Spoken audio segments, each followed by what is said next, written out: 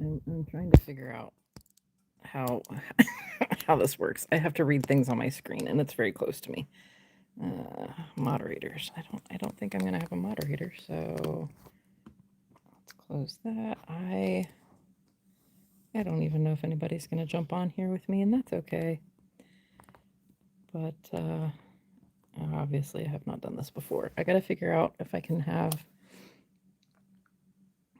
comments on my tablet while this is happening. Oh, hello. I see a body, but I'm still figuring out how I can see who's here. So,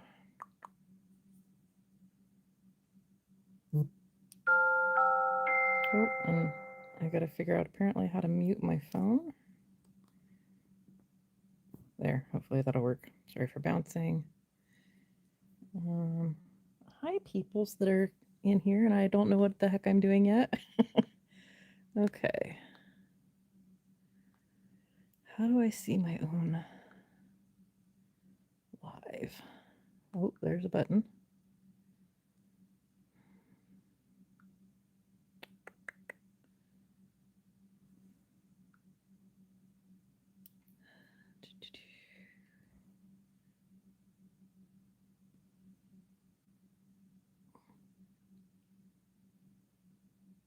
Let's see.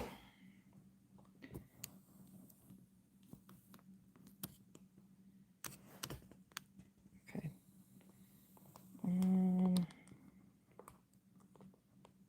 Bear with me, guys.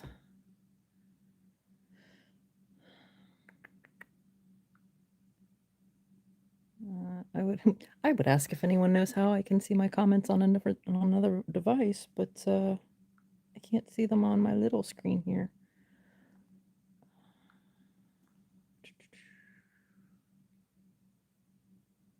Maybe if I go into Chrome. Okay. Oh my gosh, there's 10 of you here, and I am so unprepared.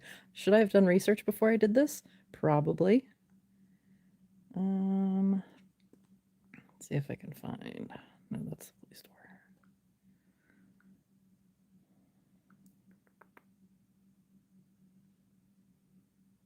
Yeah, it's like 9:45 Eastern. I'm in Ohio, and everybody's in bed already, except for me. And I thought about maybe I should just do a stitch with me. I'm feeling super lazy, and I don't really want to edit any kind of video. um,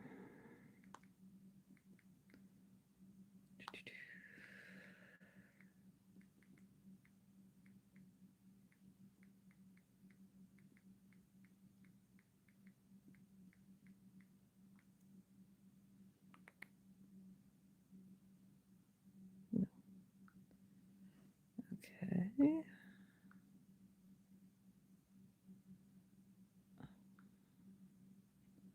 Why is this not showing up on my?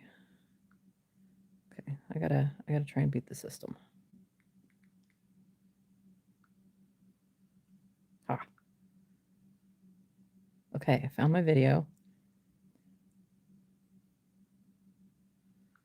Oh, there we go. All right, so I've got you up on my other screen. Now I can't see anybody's. It's all ats, so I can't like see your screen name. But hello, everyone that's here. Okay.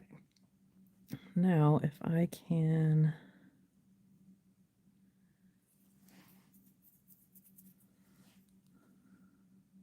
Oh, look, I even came on in time to see Australia people. Hello.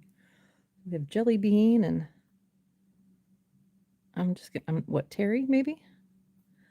And McDougal? Captain Squirrel? I love that name. Okay, now let's see if I can make this so I can still see it and see Pattern Keeper. That's going to be the question.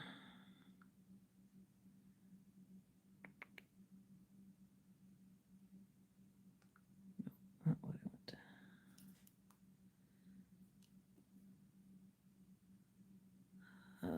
Oh, crap. No, I can see the video. Hello. Oh. Is it even playing? Oh, and I'm sideways. Oh, that's fantastic. How do you get it to be movie mode? Okay.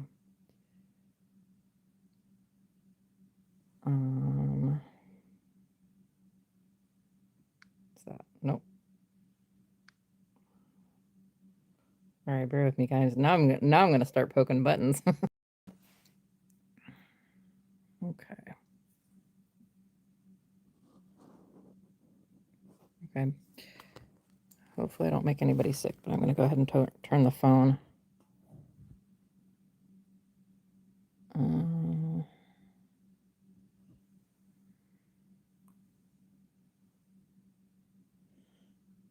Okay, we'll have to. Well, I guess we'll have to deal with that for now.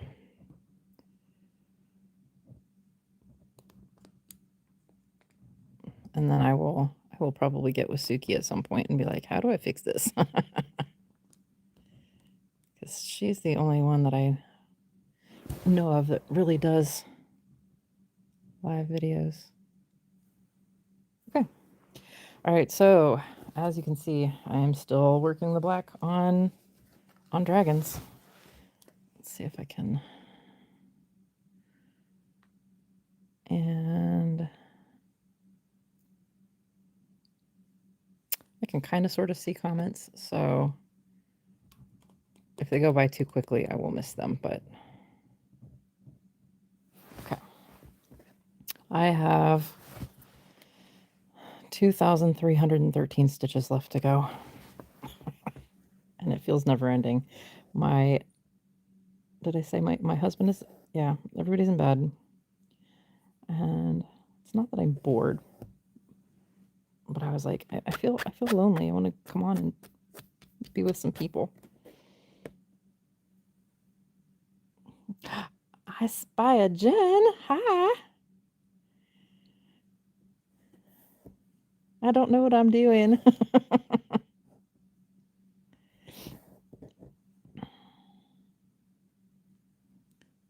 And any bouncing is probably just going to be me moving the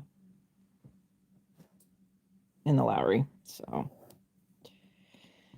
I have my Kelly. Hello. Are you off today? Are you sneaking on at work? I don't see that happening.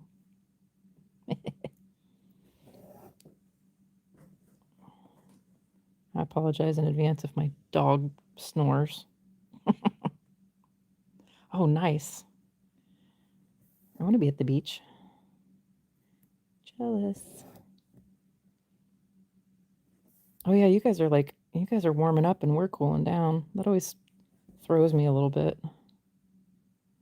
Although it's not getting cold very quickly by any stretch of the imagination. We were still in the 50s today, which is, I don't know. It's 50% hot.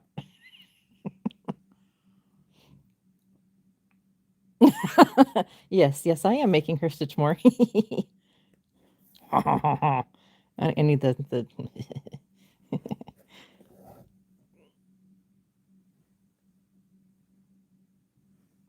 Oh, I missed. Let's see.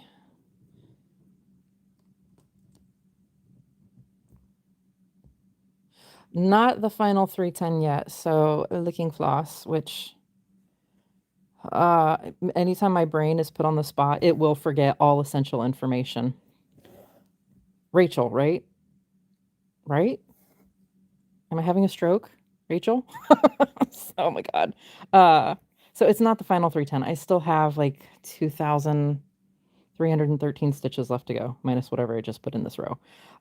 So I still have quite a bit. I'm just kind of bored and lonely. So I thought I'd jump on and butcher a live for a little bit. And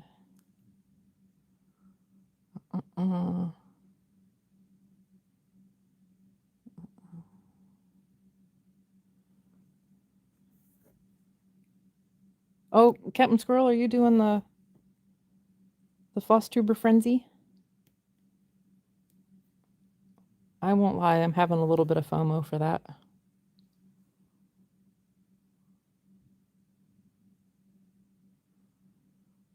Add a Q&A sticker. No, I don't want to add a Q&A sticker option thing.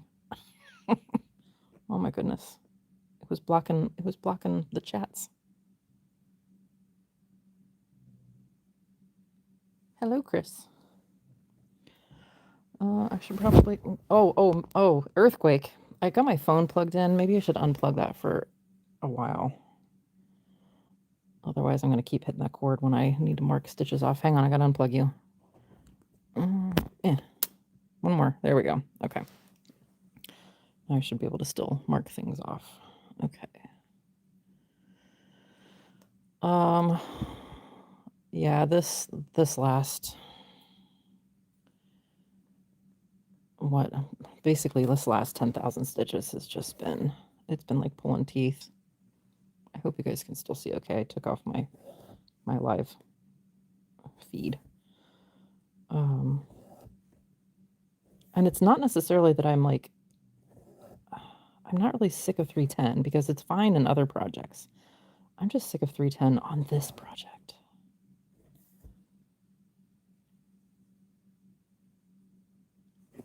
And I tried thinking about oh, it'll be so exciting to go to color, and my plan is to do I don't know what to call it, the frame, the blue glowy frame that's not black and not dragons. And I was like, you know what, let me go see what colors are involved in this beautiful glowing frame. The amount of 939 that showed up made me want to cry. I was like, I'm not ready for more dark. So I think what I'm going to do is I'm going to sort of work in like a strip, do a strand of 939 and then a strand of whatever. And this kind of as it goes around. I don't know. But yeah, I'm not doing all one color anymore after the 310 is done. I may gouge my eyes out with a spoon if I were to try that. Suki, are you done driving? Did you make it home okay? Or to Stevens? Or wherever you were going?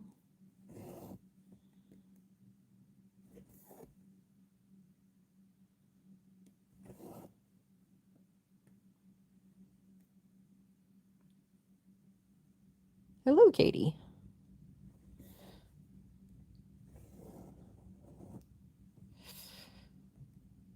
Ah, yes, the temporary home of an Airbnb. I'm very excited for all your construction happening.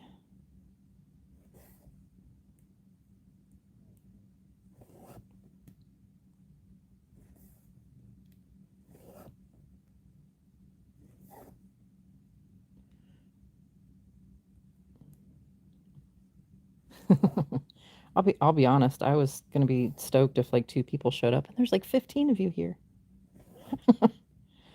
I don't know. What do people do for lives besides try to keep up with comments and not screw up stitching?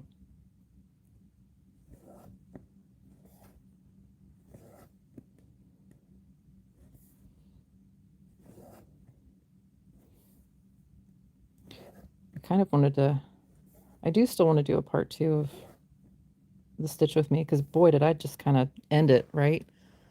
That last video. It was like, oh, it's been an hour. Okay, bye. And then I have not had another chance to really record. Usually by the time I have no distractions around me, I'm so exhausted that the only thing I can do is push needle through the fabric and go about my day.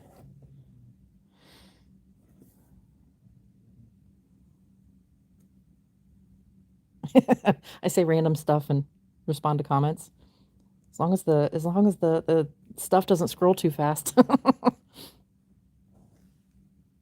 Because every time I try to scroll back up, I'm going to shake you guys. Aw, thanks, Katie.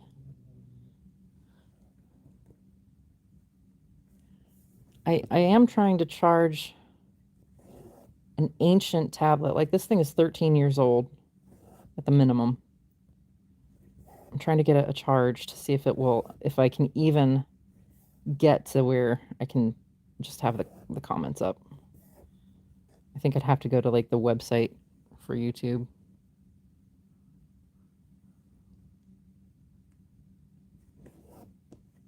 Because I'll tell you, I'll be honest, trying to, oh, sorry, I thought it won't mute. Um, trying to read the phone as close as it is to my face. I'm old and my eyes are like, haha, just kidding, it's too close. We're not gonna focus.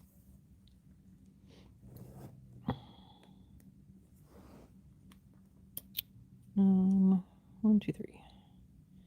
One more. Okay.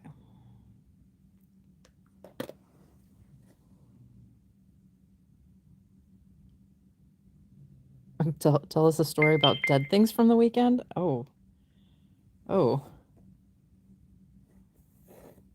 Yes, then I would be reading comments and crossing my eyes a lot.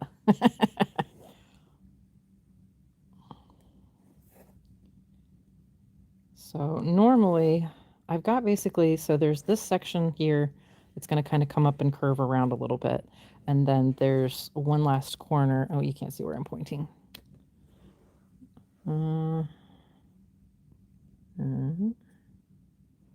So there's another corner right here.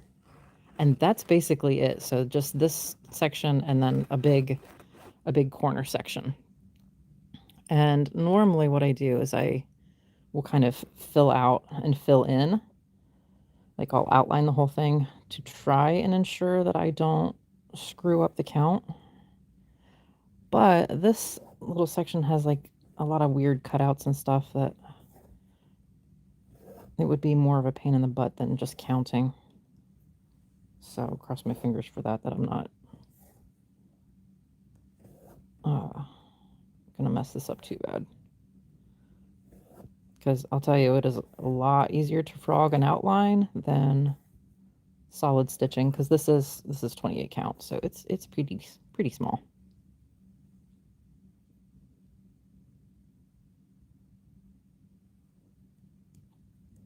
Oh yeah, Suki, that's rough.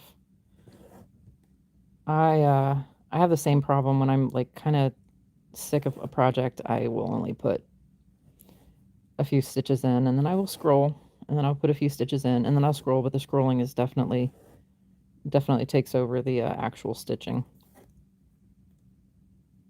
I think the only reason I'm still moving forward with this at all is because it's like I see the light at the end of the tunnel. Okay.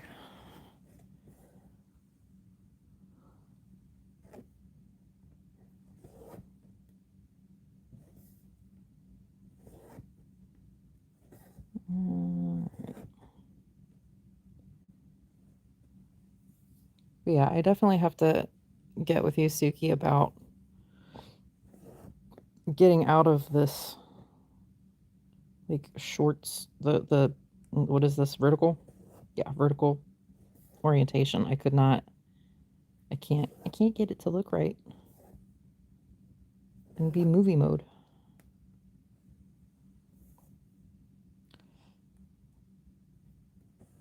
Yeah, I actually realized I saw something come up in my Facebook feed that like a memory where like almost the entire left side of the set, the whole piece on the outside, the black was done not last, October 23. And I realized I've been working on this since like October of 22. I'm like, oh my God, it's been 3 years on this piece already, which I mean, it's huge, but, and let's face it, it's not like I don't have projects that are languishing after 20 years, but for working on it fairly steadily since starting it, it's like, oh my gosh, that much time has passed already? Oh. Oh, okay. I wonder if, okay. Yeah, I wonder if the phone, because yeah, I am live on my phone, I wonder if that has to do with why it won't come out of vertical mode. It is 755 by 800 as far as stitch count goes.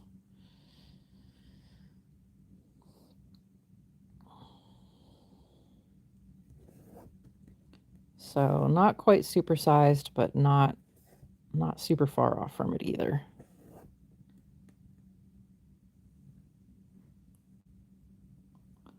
Yeah, I am 41.27% done as of right now.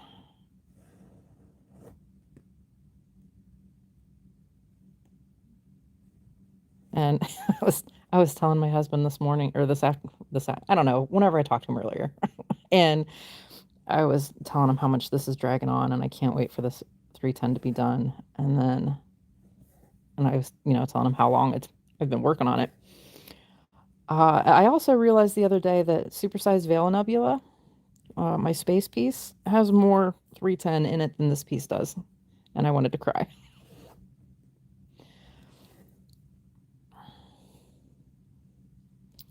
But I think that one will be a little bit easier because I'm not planning on stitching the 310 exclusively. It will be, I will stitch it simultaneously with everything else. So I think that'll be a big help.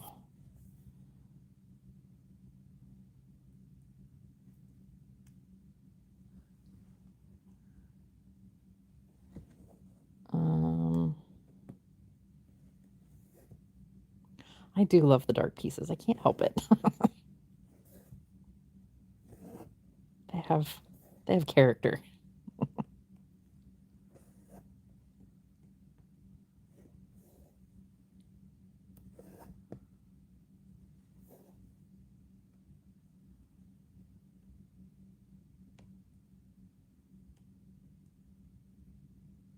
Now, 74 stitches, I mean, I feel like anything over 10,000 stitches of any color is substantial. So, I mean, yeah. Especially when it's a certain percentage of a piece. Like if it's a really high percentage of color, it definitely gets old very quickly.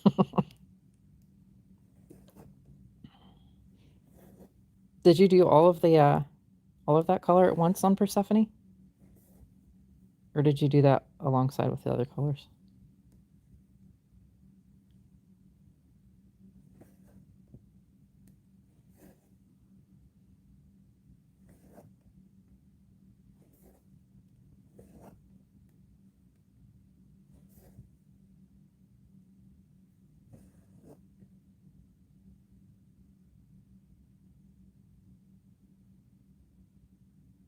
Yeah, 20,000 of one color. That's pretty good. I mean, I know how I feel about this last 10.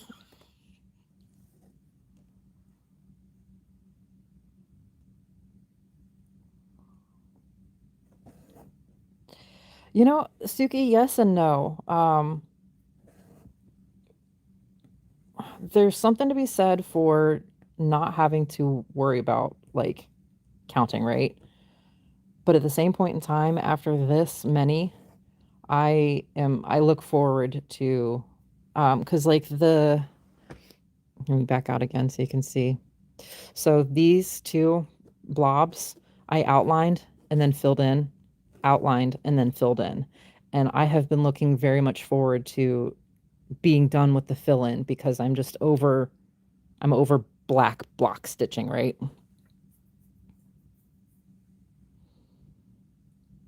Let's go back in.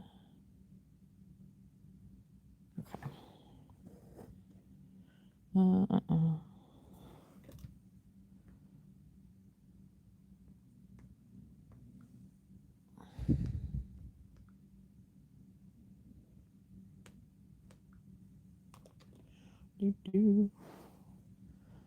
All right.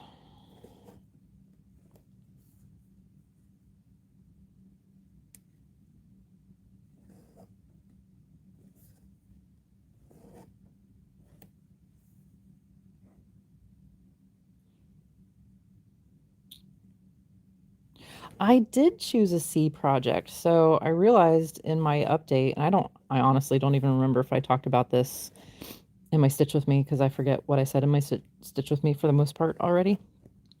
When I went digging for a C project, I accidentally pulled up another B project in my update. And I think it was Jen, was it you that pointed out? That's not a C project. No, there was somebody in the comments on my update that pointed out, and Jen didn't catch that. That's right. Um, and yeah, so I had to go back into the bins. It's I don't know what happened there with my brain glitch, but B suddenly became C, and that's what I went with. But no, I found a 2x2 stitch art. It's like I don't know, 10 to 13,000 stitches total. Um, Cherry Blossom Galaxy is what it's called. I will be starting that when too many. I will be starting that after I get the 310 done on this. And I honestly I don't know if I will be looking at this project again until the beginning of the year. Like I might just take a break, a breather from it in general, even though I'm going to be starting new colors. I just might need the brain break from it.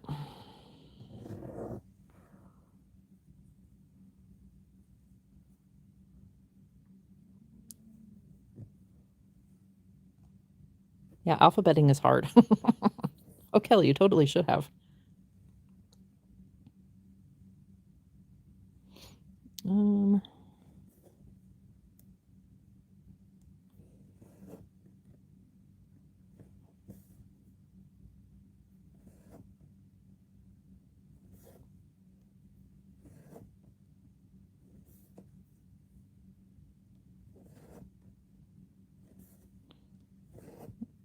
do-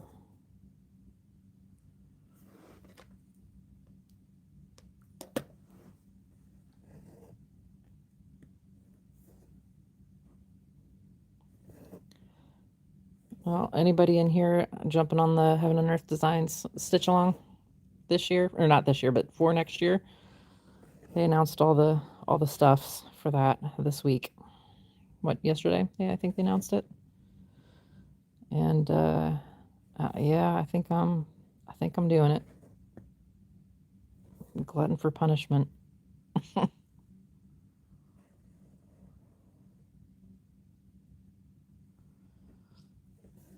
Ooh, BMV. Ugh.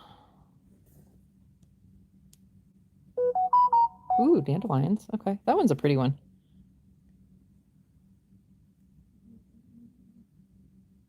Oh, yeah. After doing the 2024 Sal, I can understand being burnt out on this year's and needing a break from it. But I'm a big Raven Phelan fan, and I know like the chart that she has in there. I think it's Draconis Loqui. I don't know how to say that the second word of it. Like she does have it as an actual chart that can be bought, but I'm like, I actually kind of like the crop better for the sow, and there's some possibility of bonuses with that. So I'm like, yeah, I think I might go ahead and do it.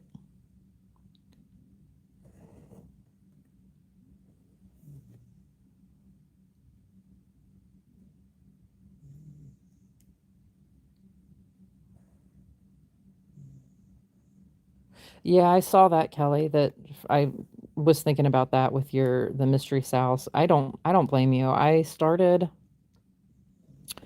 the Cross Stitch Studio sow from this year, and I don't even think I got 1,000 stitches into it. Like it's okay.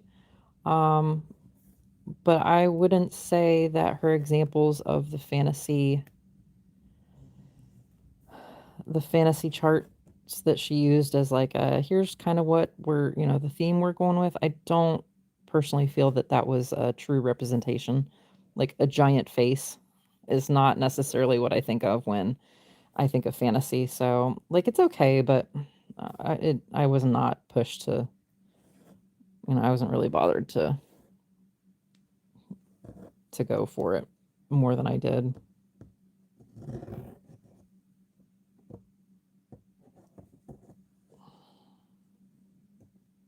Yeah, I think I would have rather have signed up for the cross stitch for everyone Salkel with the dream catcher, but after your struggle with that confetti, I was like, maybe I'm glad I didn't do that one too.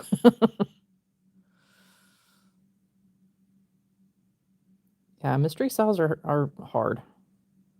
A hard justification.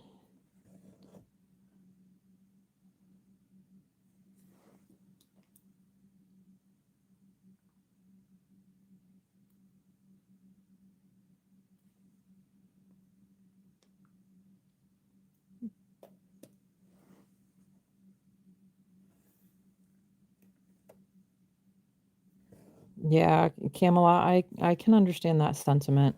Um, that's a hard that's a hard subject to really. I don't know, for me, that's right up there with politics now, isn't it? The whole AI art discussion. So I totally respect that kind of decision with it, especially if those are the only charts that you would feel pulled to do. That's a hard one to justify when you're actively avoiding stitching anything like that.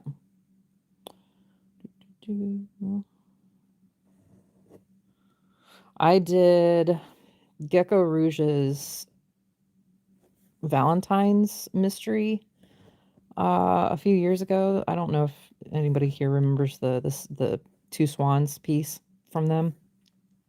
That was a mystery, and the only reason that I bought it was because I have it was a Lorna Lane piece, and I love like every single piece I've ever seen of hers.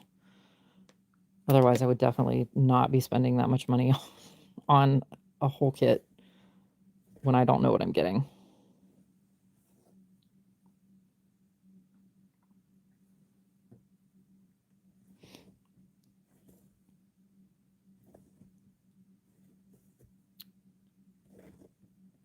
I'm gonna have to get a drinky drink. Hold on.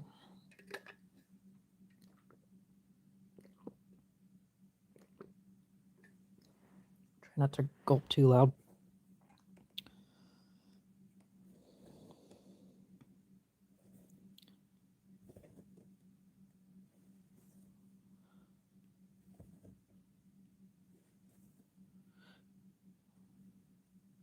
Chris, I love your enthusiasm and I appreciate your commenting, but if you could refrain from using the emojis every 2 seconds, it makes it really hard for me to see and read the comments before they get pushed out of the way. Thank you.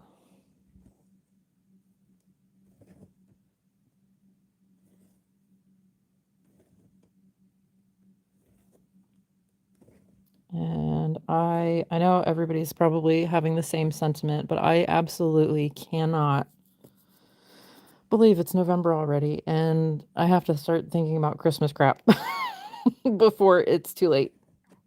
Ugh. I've seen some people are like putting up their Christmas decorations and stuff already. I don't know if I'm quite ready for that, but no. Kelly, holidays like this are like bananas. You can't stick them in the cupboard and forget about them, or they will rot and they will catch up with you sooner rather than later.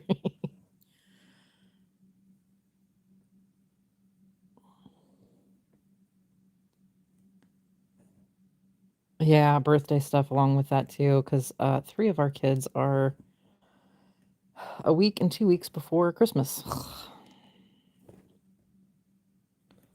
They're all adults now, so I feel like I usually just cop out and get them gift cards because, they're adults and I don't know what they want anymore. Oh, no kidding. The twins' birthdays are the 11th, and my oldest is the 16th.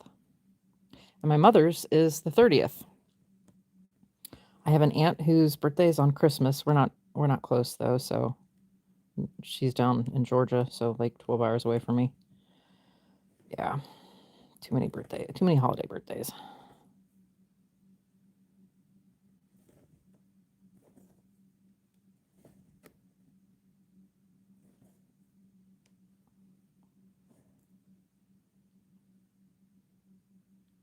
Lights are turned on Black Friday. Nice. Nice. I usually try to convince my husband to bring all the Christmas stuff in right after we eat on Thanksgiving because he's kind of a bah humbug Scrooge about Christmas stuff. But I'm like, I at least I don't decorate the whole house. I just put up a tree. But man, those lights, there's something about Christmas lights that help me get through the seasonal bleh of being dark all the time.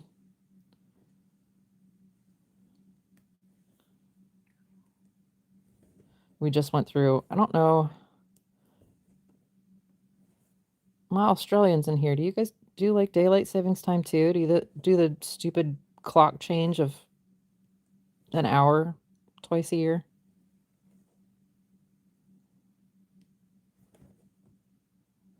I am I will die on the hill of daylight savings time should stay put because once okay, you do it there in Australia. Once the days get short enough, it does not matter if you've moved the clocks. It's going to be dark when the kids get on the bus, even if you've, moved the clock up. So it's like, quit stealing all my light in the evenings. Like, I don't have to commute to work anymore, so I'm not like leaving in the dark and coming home in the dark. But man, dark at 5 o'clock is, ugh. I don't like it.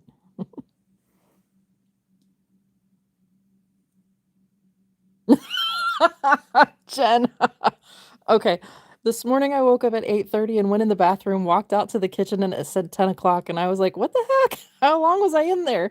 Oh, have you guys seen the reel of the woman who changed like the dude's clocks and watches and stuff and got out a bunch of shopping like she had just gone to Target for 2 hours and had this guy convinced that he was in the bathroom for 2 hours? Oh man, epic. Oh,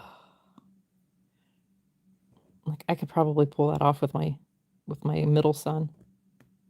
Man, I swear that kid writes a novel when he's in the bathroom.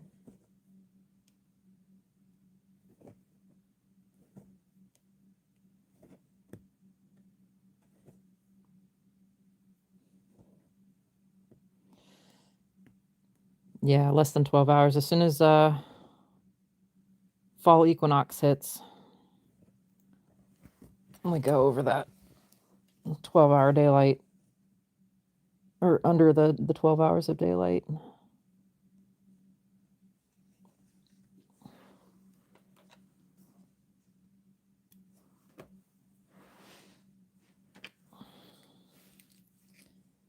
All right.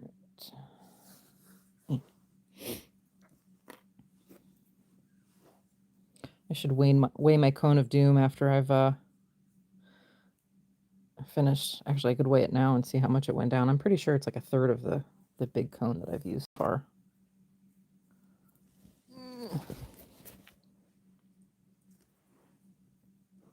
It's definitely skinnier.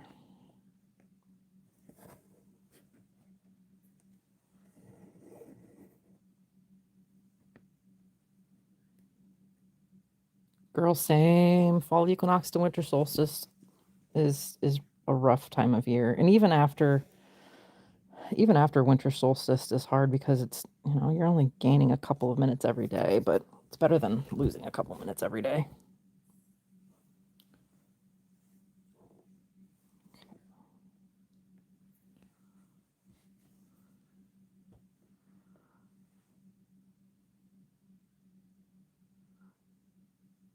Oh, a reel that where you live, you won't see the sunset past the sun past 6 p.m. until March 7th. That's rough. Where are you located, Katie?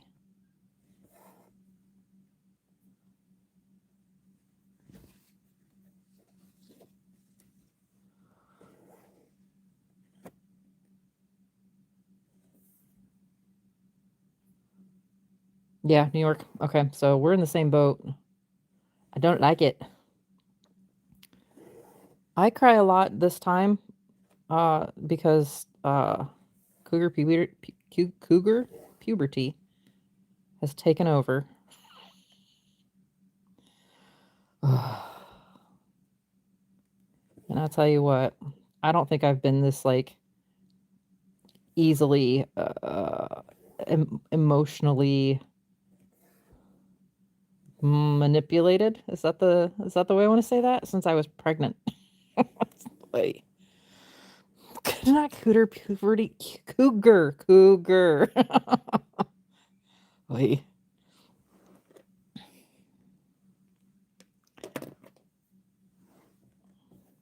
Perimenopause is too long of a word, right? Cougar puberty doesn't exactly roll off the tongue, though. I'm calling it peripause sometimes.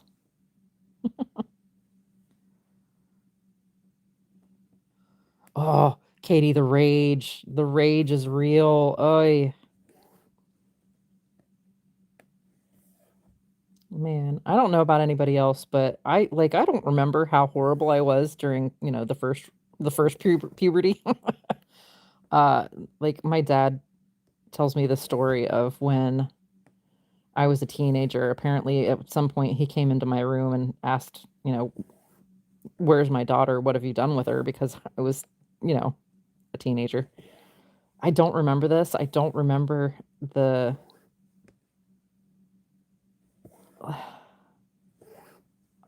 hormonal shifts, I guess you could say. Like, I feel like this is what's happening right now. Oh my gosh. Be nice if my brain blocks this out too.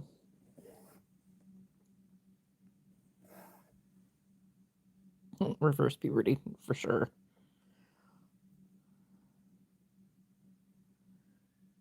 Oh no, yeah, I've not gone into full-blown hot flashes yet, thankfully. I found a tablet at my grocery store. I'm really doubt I can do any kind of like true hormone replacement because my breast cancer risk is elevated, and they don't recommend you do an estrogen therapy for hormone replacement if you have that kind of elevated risk. So I have to look for, non-hormonal treatments. And I don't know if it's a placebo effect at the moment, but so far the we'll call them warm flashes that I was getting at that point have not escalated. So cross my fingers. I don't know. I don't have much hope for in general of it abating, but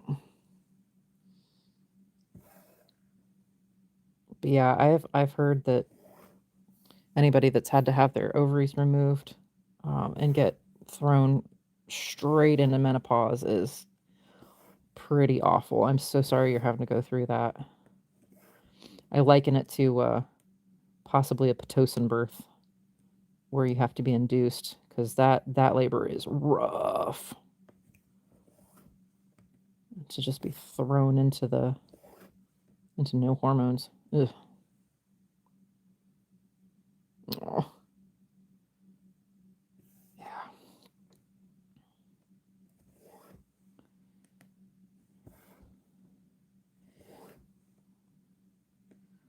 We're all in the boat together, but the boat is leaky and the bucket is small.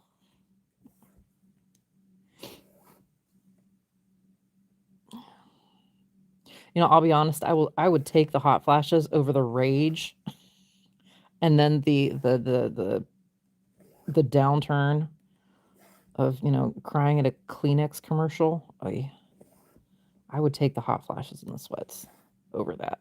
Not together. If I had my druthers, I mean, none of it would be fantastic, but if I had to pick one over the other, I got moonshine.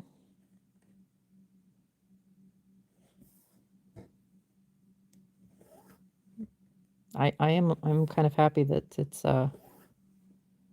starting to get cool enough that I can have my hot chocolate and moonshine again. It's a comfort drink. Okay,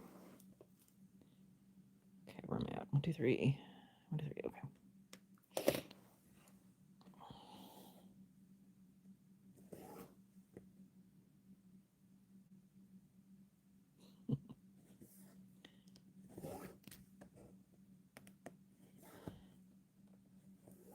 So is anybody stitching with me?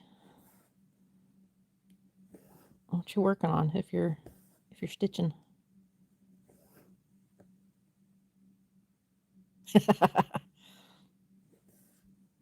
I can do all sorts of flavors of hot chocolate moonshine. We got banana, we got peanut butter, we got chocolate, butter pecan. Bring it.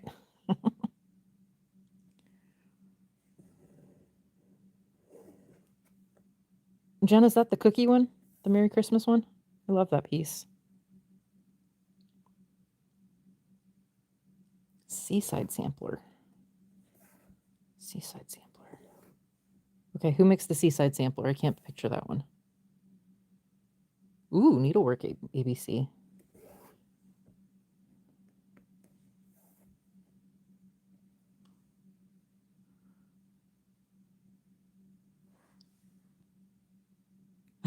Buckeye mocha.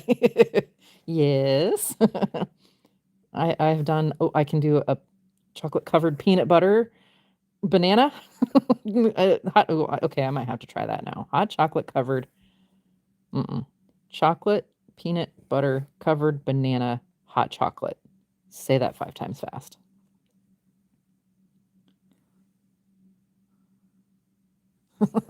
Keeps you safe or keeps everybody else around you safe, Cal?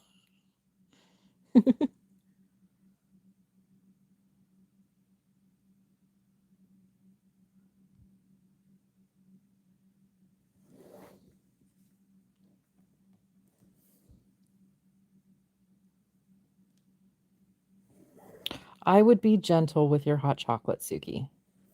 I would definitely not pour you the kind of hot chocolate I pour for myself.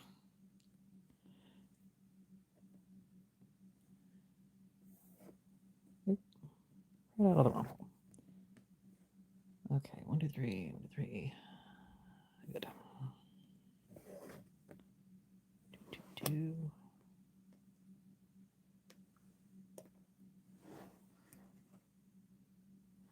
Oh, ghosts in the forest. I don't think I know ghosts in the forest either. That's a dangerous question I asked. Because now I'm going to have to look these ones up that I don't know.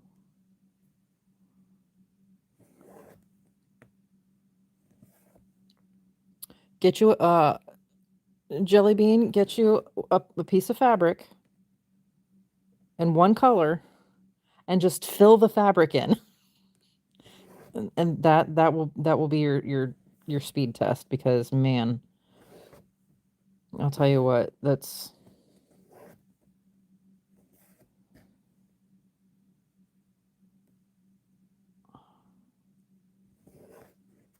especially the outside part of this piece. You know, part of it is I get a lot of, I call them hole-in-ones, where you don't really look and you don't have to poke much to get the needle back up through the fabric. It just kind of hits the hole. It's very satisfying when that happens too. I think that every stitch I do, oh, I gotta figure out how to turn my volume down. Hang on. Because that group can be very chatty. Oh, I know why. That's a, okay, hang on. I gotta put it in. Sorry for the bouncing. I'm gonna put it in do not disturb.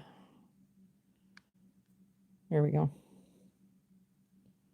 Oh, charting creations. Okay, gotcha. See, I figured it was to keep everyone else safe.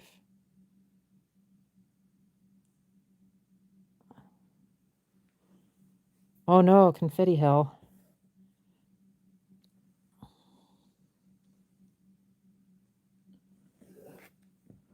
What are you working on? Floss on fabric.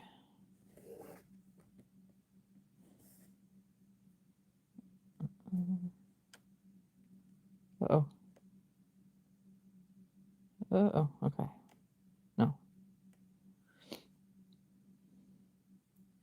All right, bear with me, guys. I gotta count. I think I'm missing a stitch somewhere. 1, 2, 3, 4. 2, 3, 4, 5, 6.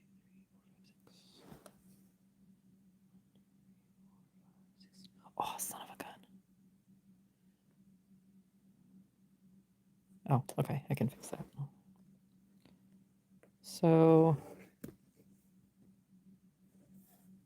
I should not have come in here. I gotta fill this in right here. Whoopsies. So here's how we're gonna do that. Whee.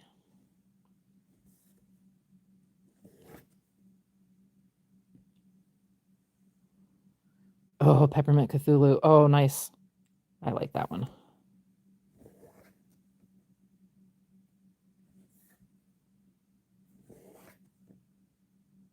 And I don't usually go for pieces that are highly red heavy, but I do like that piece a lot. I not that I would stitch that one, but I really enjoy seeing other people work on that.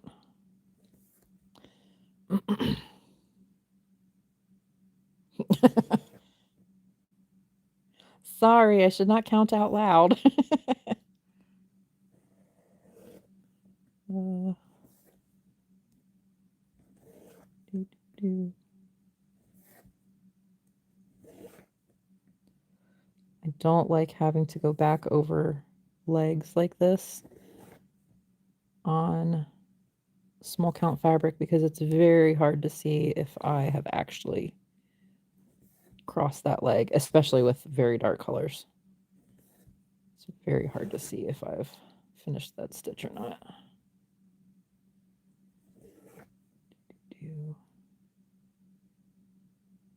Where'd the hole? Okay, all better. Excuse me.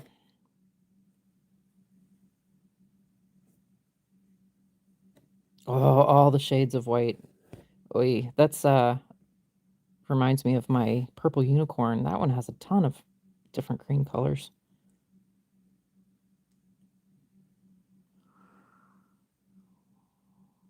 Loneliness of Autumn.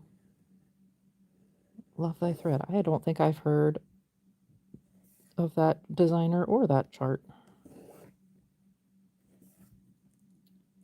Not me, as my first thought is to grab my phone. So I have my phone case over on my side, and I keep trying to reach for it to do stuff on my phone. And you guys are on my phone. That's not going to work.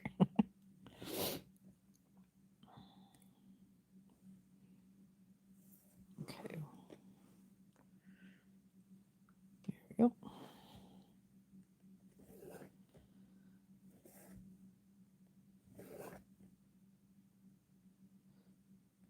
So we know Jen has all her plans pretty much settled in. I love them.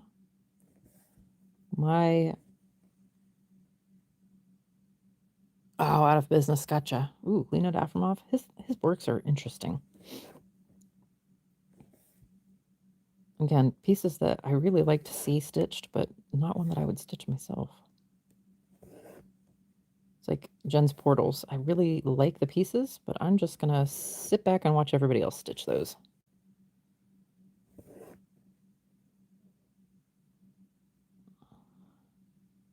I am still of the low capacity for planning things lately.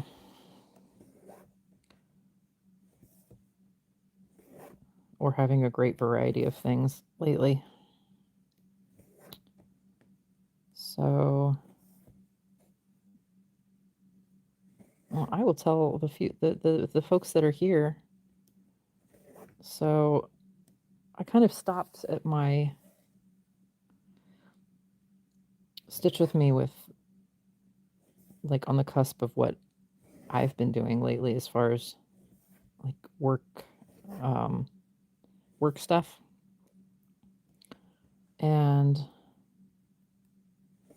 I have been sort of not really in a transition because I'm still doing the same. Like basically I'm a sewist, right? I sew for a living in some capacity or another, either through the Allaire Designs business, which it was frankly secondary, or my husband and I's business, which is making hammocks and tarps and things for basically outdoor backpacking gear, right? And he has been working as a sous chef at a local country club. So, and he did like all of the customer facing everything. He does all of the admin for that business, all the website. I don't handle any of that aspect of it. All the finances, he does all the ordering. Like when I say I sew for our company, that's all I do. And with the advent of him needing to of us needing to have more of a um what's the word I want? Steady income. Sure, that works. Basically, steady income, benefits, that kind of thing. He just does not have time to manage that side of it like super seriously, right? So I have actually been working partnering. I partnered with a competitor, which is odd to say because while a lot of us are competitors in the business, most of the competitors in well, let me back up and not say most, but a lot of the competitors in the cottage industry for backpacking gear are also friends and collaborators. So I have been making quilt shells for a hammock or for another company as sort of a steady income stream for us as well to kind of, chip in and stuff. But taking that on has definitely shifted my uh, work thinking. I don't know. It's weird that it's like I have not more priority with it, but a different type of priority. So my work days are definitely looking more like kind of a 9 to 5 work day kind of thing. So, but all of that being said, that's not allowing for much wiggle room in my brain space um, for stitching. So yeah, definitely what are plans and why are they needed is how I've been feeling quite a bit with that. Like, I don't know. I work and then by the time I'm done working and even if I stitch a little bit before I work,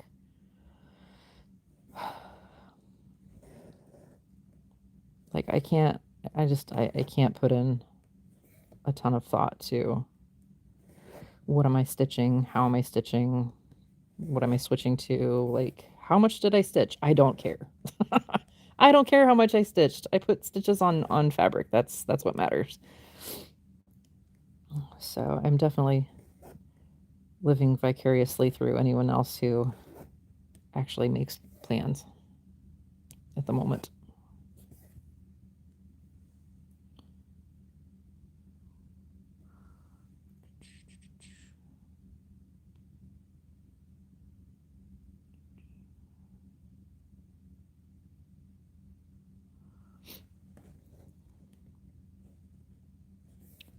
Anyway, that was me babbling.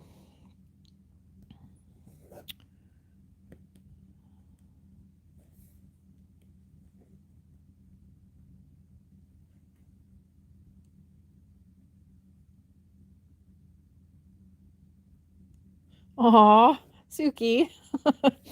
You took a picture of your newly installed water heater and shed some tears. Well, that's pretty huge. I mean,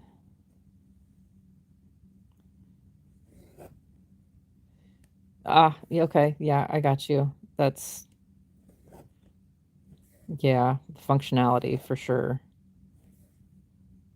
Like, okay, so to commiserate with you on that. So I have been really, really struggling, like struggling to cook. It's just for the most part now. I went from 7 people in the household to just basically me and my son, the little guy. Right? It's been a huge adjustment. Um, my husband he's home for 2 evenings a week, so 2 meals out of the week he's here for.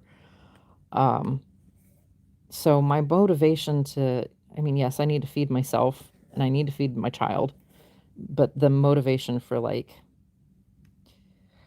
big homemade dinners and like from scratch stuff is just non-existent, right? But I'm really trying, like I really want to put the effort in, um, for our health, number one, cost, number two, right? It's way too expensive to eat out right now. Um, so, but again, for whatever reason, my brain capacity just for like thinking and planning and prepping and doing and has just been too much, right?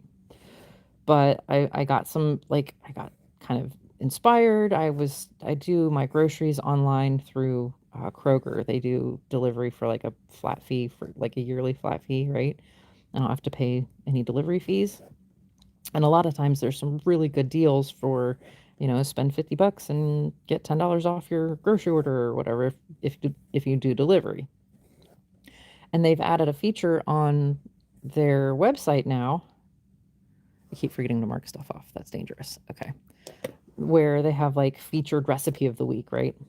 And super easy to like just here, add to cart. Here's all the ingredients, and you've got your meal taken care of. So I did that, and I was going to make um, chicken enoki soup, kind of like Olive Garden. If you're familiar with Olive Garden's chicken enoki soup, I used to work at Olive Garden forever ago, and I was their saucier. I made their soups and sauces. And I was like, "Oh, I could totally do that, and I could probably even use this recipe to kind of pull their recipe, out of my brain case for somewhere." So I get all the ingredients and I've got everything set up, and I'm like, "Okay, this is the day that I want to do the soup on." Because I kind of try to plan it so that we're not doing leftovers when my husband's home for eating, because I want to make sure that he can have a hot cooked meal that's not just crappy leftovers or whatever. And I made the soup and I did some tweaks, and one of the tweaks was Jen. I got this idea from her. She uses a red wine vinegar in her to finish off her New England clam chowder. It gives it a little bit of a tang, kind of a just a finishing just a finishing flavor, right? And I was like, "Oh, I wonder if that would be good in this soup." I messaged her and she was like, "Oh, try it." So I did. And when I was making the soup, I had the chicken broth. I bought a carton of the chicken broth pre-made because I'm lazy and didn't feel like heating up water and adding bouillon and blah blah blah, right? And these cartons have the inner tamper evidence seal that you can't actually tell if it was tampered with because it opens it from the inside. It's the stupidest design I have ever seen in my entire life. And when I opened it, like I wasn't paying enough attention when I opened it. Usually I like really try to focus in and see if I feel that foil being broken on the inside, because it's very subtle. It's not real evident, right, if it's been tampered with. And I didn't do that. I kind of forgot to. And a little bell went off in my head, but I didn't think about it at the time. So I taste my soup and I go, "Huh. I don't know if that interesting flavor is due to the addition of the vinegar or if I'm tasting something else." And I'm sitting there thinking, and we're eating, and my son is loving it. This is the best soup I've ever had. It's awesome. And we're just about done, and something clicks in my head. And I asked him, I said, "Buddy, I had a carton of chicken broth on the counter for the soup. Do you remember that?" "Yeah." "Buddy, did you open that?" "No." But moms, right? "Dude, bud, I need you to tell me the truth if you open that carton, because I need to know if the soup is something that we shouldn't be eating." And he gets this look on his face. "I'm sorry." Oh, dude. When did you open the carton of chicken broth, bud? Yesterday? Oh God. Oh God, are we poisoned? Am I gonna have food poisoning from the soup that we just ate? I was like, buddy, you can't do that. Like, meat on the counter is no good. He was like, but it wasn't meat. It's just liquid. I was like, no, but it's got like meat products in it, honey. It's chicken, right? So I went through the whole, I went through as much food safety as I could for a 7-year-old. And I was like, well, you know what? I'm 3/4 of the way through this bowl of soup. I'm just going to go ahead and finish my bowl of soup. He was done. I was like, well, we'll know if we get poisoned by the middle of the night. And I'm going to actually have you talk amongst yourselves because I'm old and my bladder is screaming at me. So I'll be right back. You get to see my legs. Hang on. I'm going to try and do this without rocking the boat too much.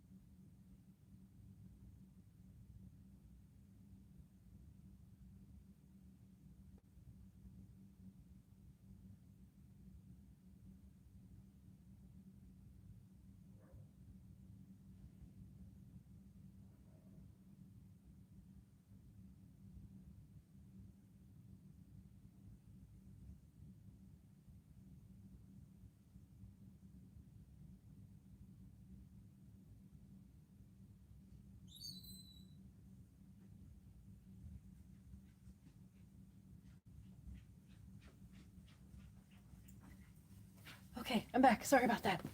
All right. Left it. Oh, man. Earthquake. Left you on a cliffhanger. Okay. So, where I'm at. Where's my thread? There we are.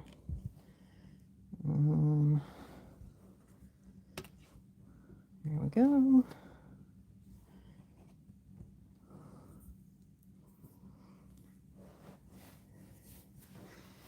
Okay, let's see if I can. Why he even opened it? The intrusive thoughts one.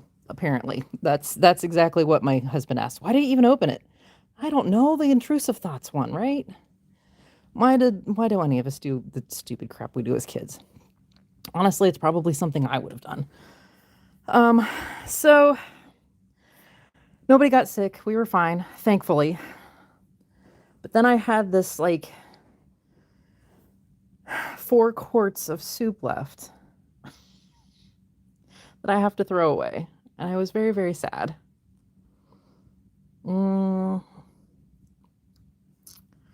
So, okay, so the thing about shelf stable food and spoilage and things like that is that one, it's sterile in the carton, right? But once you crack the seal, and there's levels of risk involved, that once you crack the seal, the bacteria in the air are introduced into that medium. And typically speaking, anything with a meat product in it is more likely to start growing and multiplying the bacteria. The bacteria are not what's harmful, unless it's like, like E. coli or something like that. Typically, what is harmful is the toxins that they produce as they, basically their excrement and stuff, right? So it's factors like, did he just crack the seal but not open it? It probably would have been fine. Did he crack the seal, open it, smell it, put the cap back on.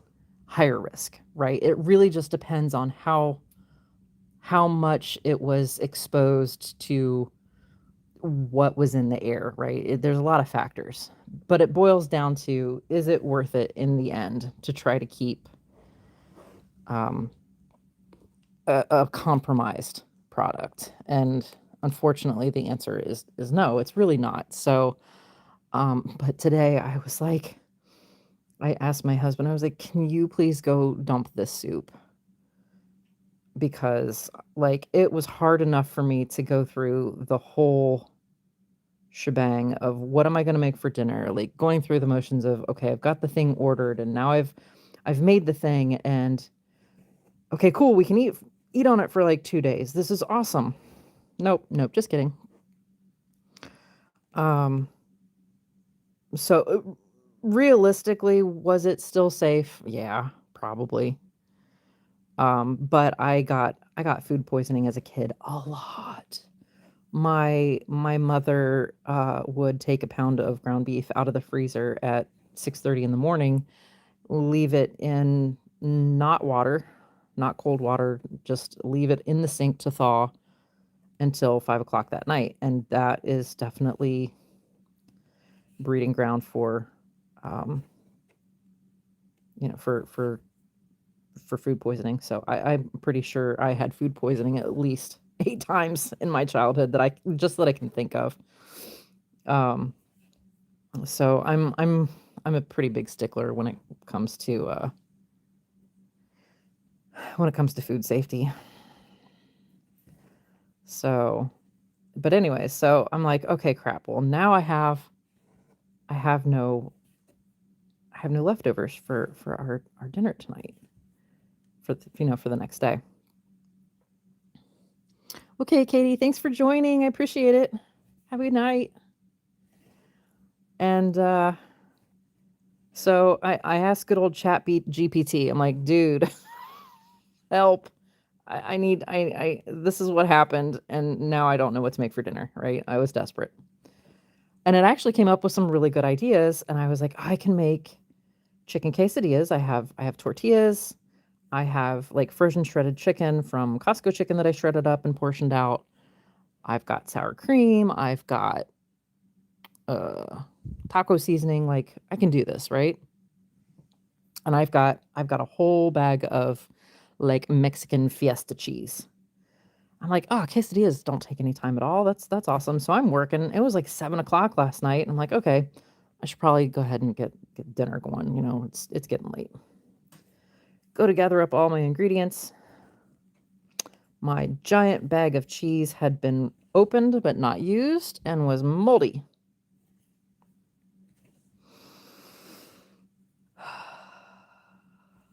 And I may have cried over that because that was like, this is too many straws. Too many straws.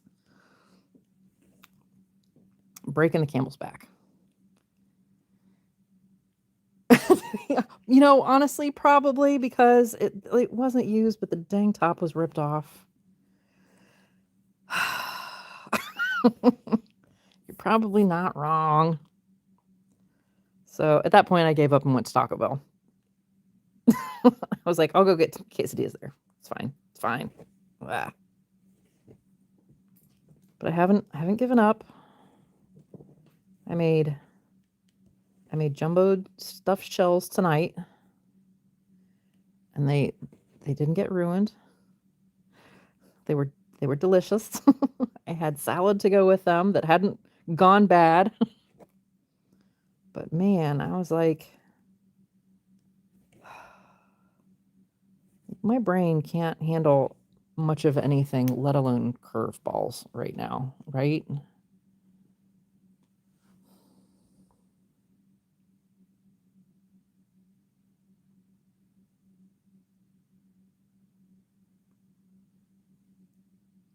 Put him back in the basement. He's got too much freedom. Well, also probably not wrong. Ugh. But man, I love that kid, but He's punishing me for my childhood, I swear. Like, the next thing that needs to happen, because I totally did this as a kid, is he needs to get into whatever ingredient I need for dinner and eat an entire thing of it. Like, that ingredient does not exist in the household anymore, because I totally did that to my mother once.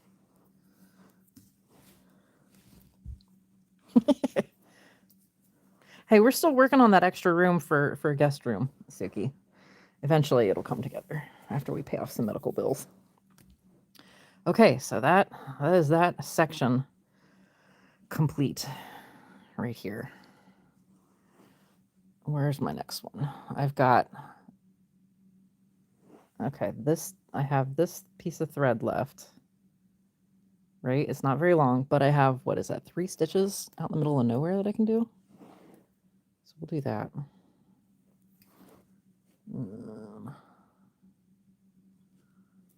Okay.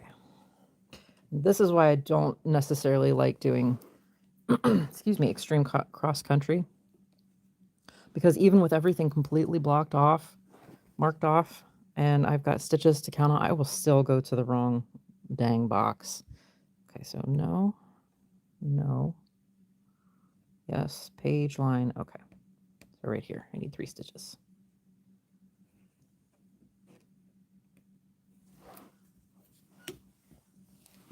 Oh, the spiders all live in the basement. You'll be fine.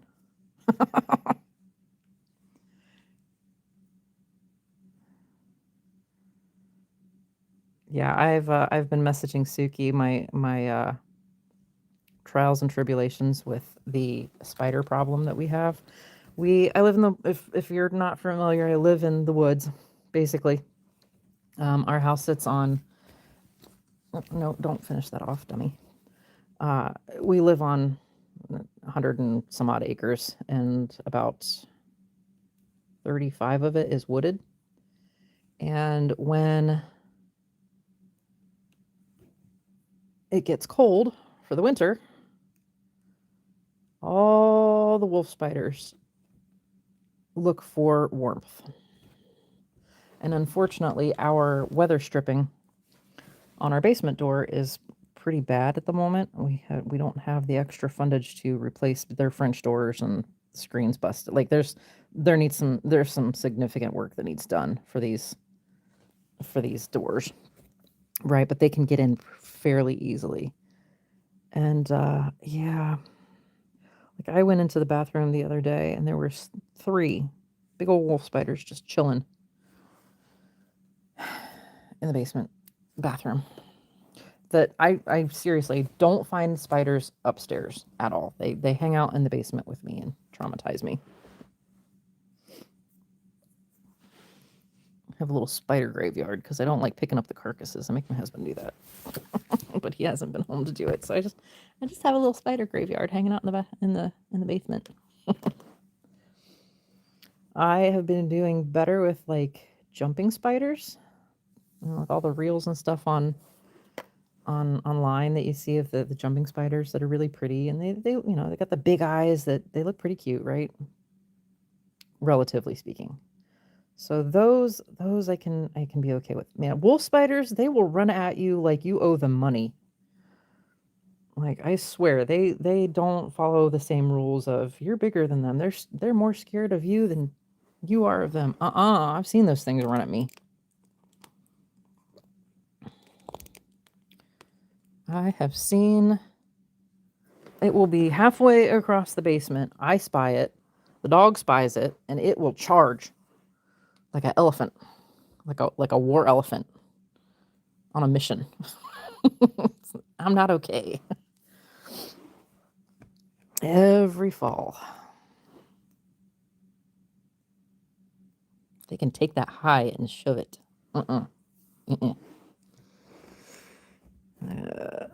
Okay, we're too far.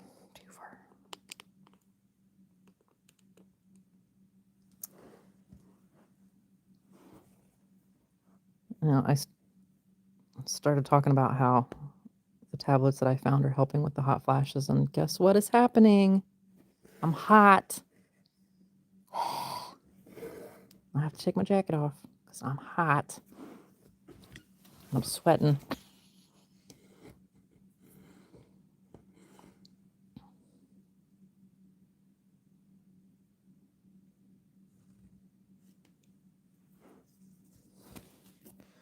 The squeedos? What's a squeedo?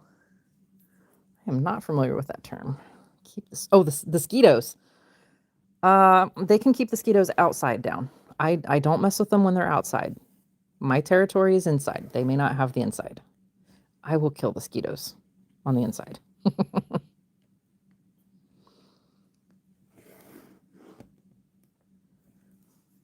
Like even my house, the house spiders that don't move, they don't really go anywhere. I will tolerate those guys. You know, they can do their thing from where they're at, and they stay there, and that's okay. Sorry, giant hand in the way. Um, not wolf spiders, uh-uh. But they're such good mothers. Have you ever had the nightmare fuel that is a squished mama wolf spider and 100,000 babies that run off her back? And they have wee beady eyes. Ugh, I can't. No.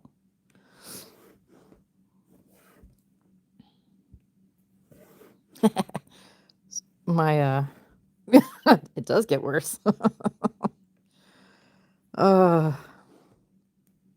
yeah, no, they really are actually excellent mothers when it comes to especially, I mean, I know they're not insects, but especially in the like the bug world. The mothers will transport the egg sac with them, and then when they hatch, the babies crawl on to the mother's back and will stay there until they are ready to go hunt on their own.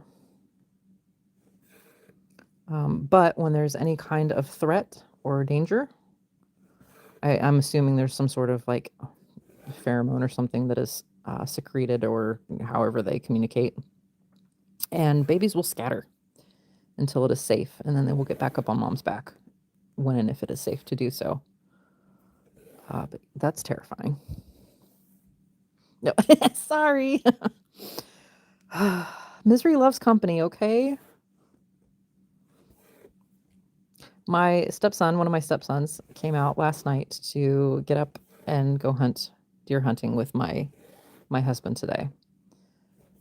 And I was talking to him this afternoon, and he was like, I almost went bird hunting last night. I was like, bird hunting? He's like, yeah, there's a bird that sounds like it's screaming, and it did it all night long. We have great horned owls, and the juvenile call is horrendous. Oh, they're horrendous. It's like a screaming teenager.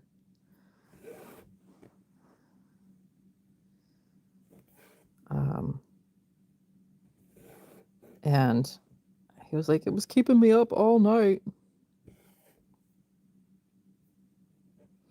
I have done some catch and release. The wolves are a little too fast. I can't. I don't feel safe enough to capture them without them either. And they tend to be in like next to the toilet where I can't actually get them. Although I have been seeing some advertisements for some pretty cool like catch and release gadgets that you can 3D print. So if they have long enough handles and big enough like catchy things, I could see me doing that. I could see me yeeting them outside. Be free.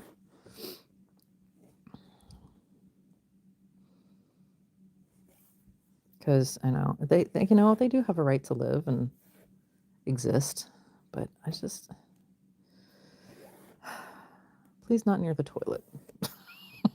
Okay, I'm vulnerable there.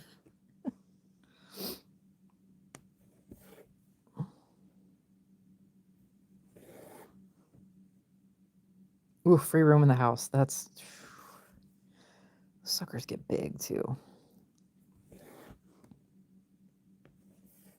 I would rather have praying mantises in the house as pest control. That would be kind of cool. Dance moves, yeah.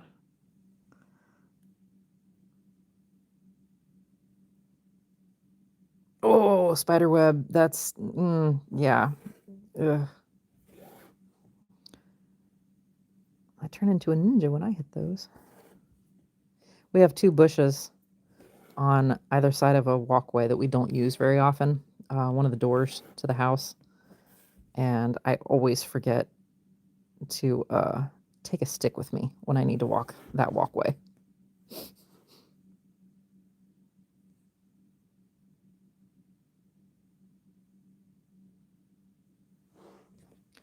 Ooh, what's a hobo spider?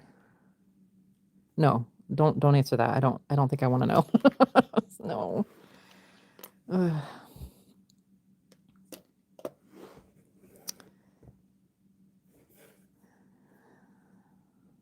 All right, somebody change the subject. I don't know what else to talk about, and I got spiders on the brain. Oy.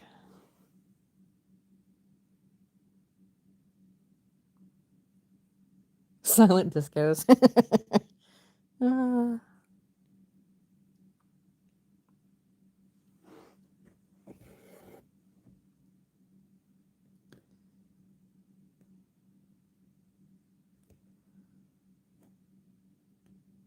ooh, dragonflies. That would be cool. We've got a few around our pond.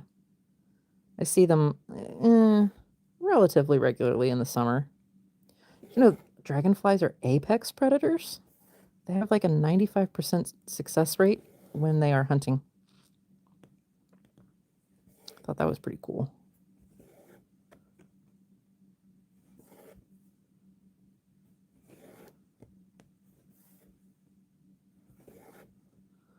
Unlike frogs. Oh my gosh. Frogs are frogs are not the most graceful hunters in the world. I want to say they probably have the complete opposite of dragonfly success rate. 5% to their 95%.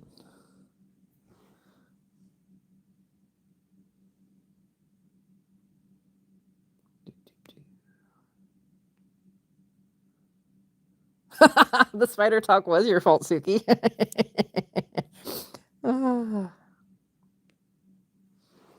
Yeah, our trees around here start changing color and falling in September.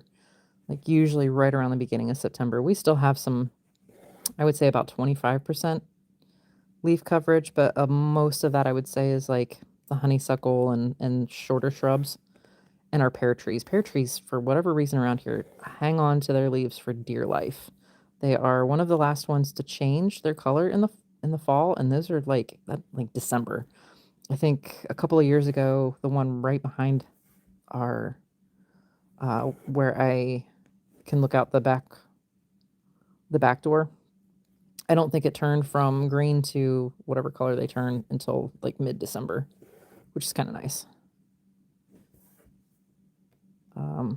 But we also had quite a bit of rain last week that kind of accelerated the leaf loss. We needed it though. It was dry. It was very dry.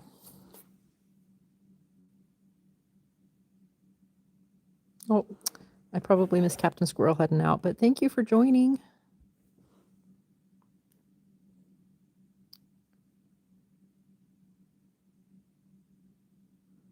Same Liv.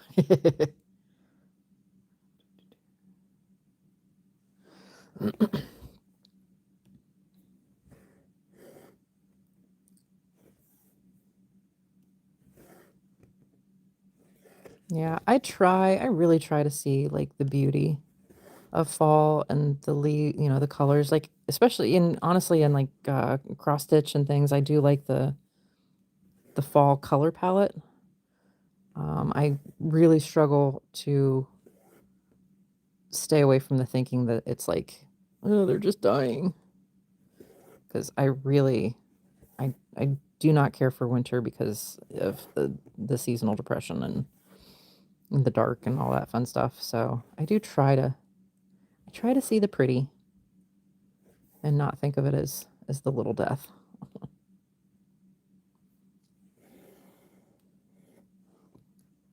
Jen, doesn't everything stay green there like all year round? Or I don't know. I don't know Florida well enough in the winter to remember if the deciduous trees even bother losing any of their leafage, especially that far south.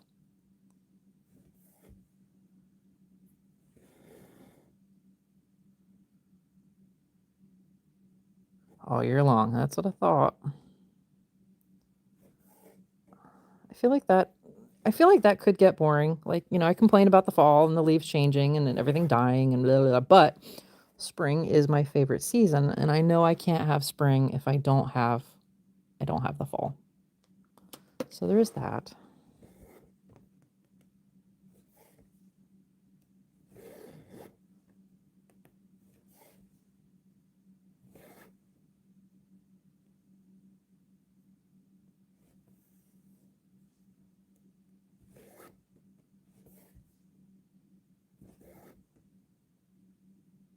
I wonder. Okay, I am going to start. Do I want to do that? Hang on, let me. Yeah, I think I will. I'm going to start doing an outline for this so I don't miscount on the edges.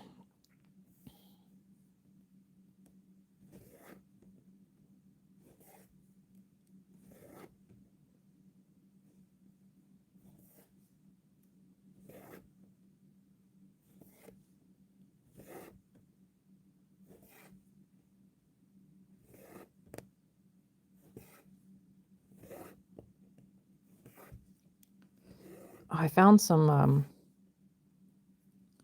So I get asked a lot of questions about what I use to grid my fabric, and this I use the friction pens.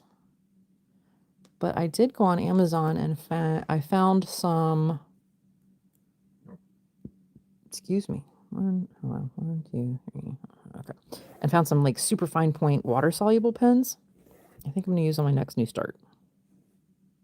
That is not where that goes.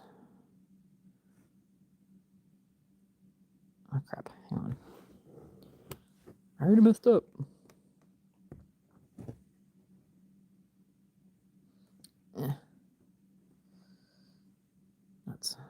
I don't like frogging 28 count because if I only grab half of the thread, the chance of it shedding, splitting, and getting destroyed go through the roof, which is probably what's happening here. Hold, please.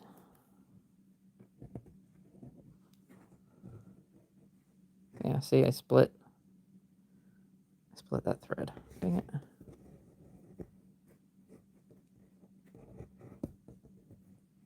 it goes. Okay.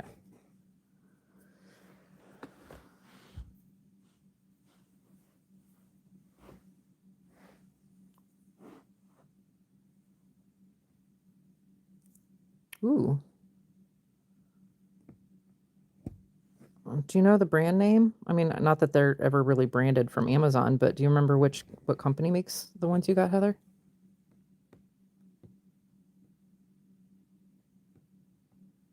I want to go get them and show you what I got.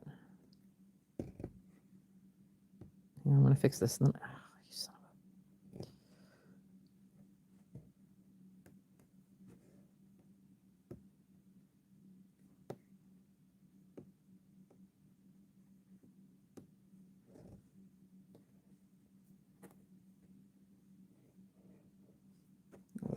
This is working out very well. Hang on. Aye. Hold on. I'm going to go grab those pens so I don't swear at my fabric here. I'll be right back.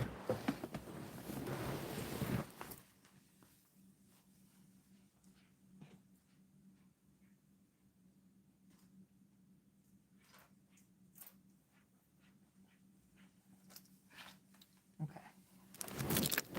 Oh, I should have taken off my jacket. Okay.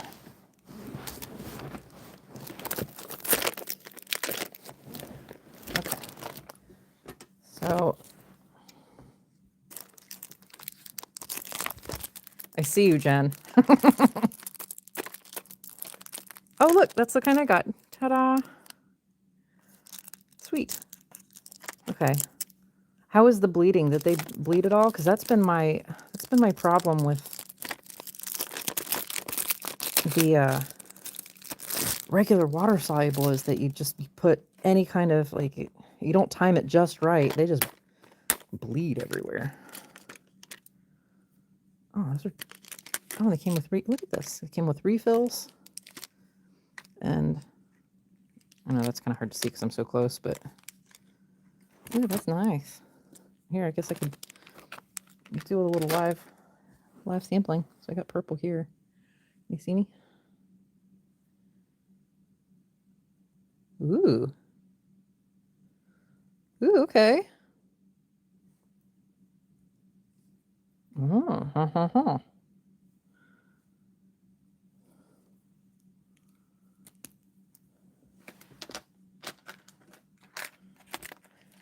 Hi, Donna. I know, me too. It's the dragons themselves are going to be a while still, because I don't know why I'm feeling so stubborn about this, but I really don't want to start the dragons until that frame is done. As of right now. That thought process could change.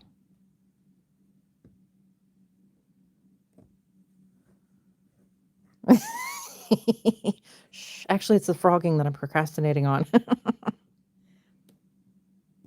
Because I'm shredding this piece of thread and it's making me want to swear. And we're live, so I can't edit that out.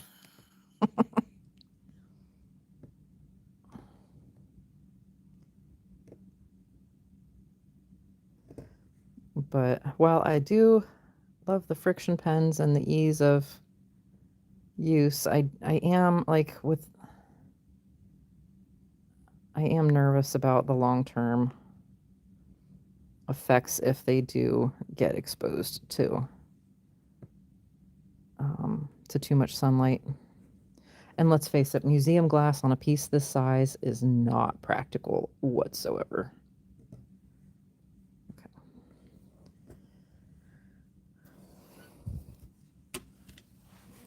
Yeah. All right. So yeah, I think the question is whether... Ow, I just stabbed myself with my needles. Is to whether or not the have you tried, I'm assuming, Heather, have you tried to actually do the erasable part of the water erasable?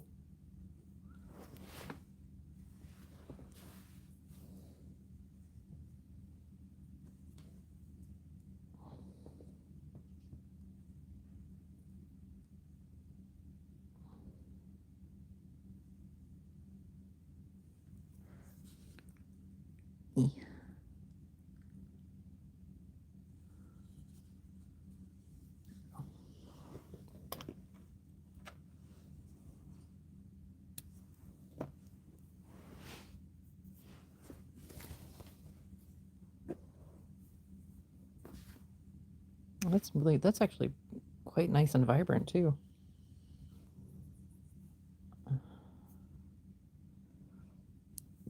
I'll have to try it out. I think the Cherry Blossom Galaxy, that is the next new start for the alphabet stitching that I'm doing. I think that's on 32 count. I'll have to see how that marks. Because I know the friction pins on the thicker ones kind of struggle on the 32 count. Okay. 1, 2. Oh, you son of a... All right. There's more incorrect here than I thought. Oh no.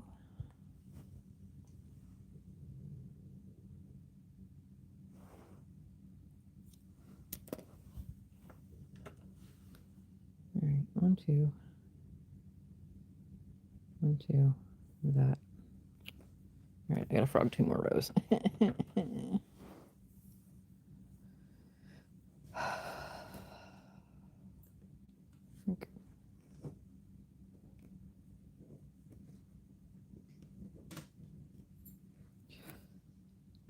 But I've had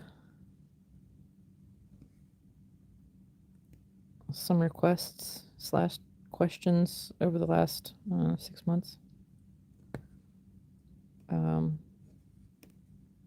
about how I grid fabric and how I start projects and how I make decisions and da da da. And I've totally overthought those questions 100%. Yeah, somebody take the frog back. I don't want him.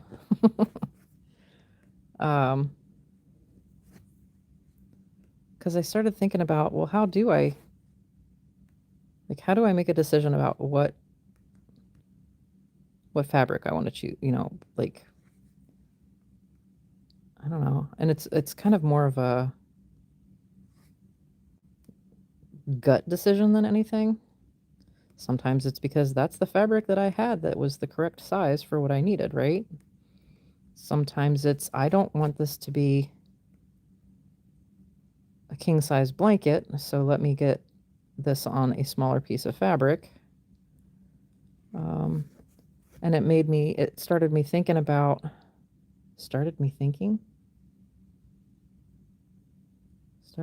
why does that not sound right? Anyway, it got me thinking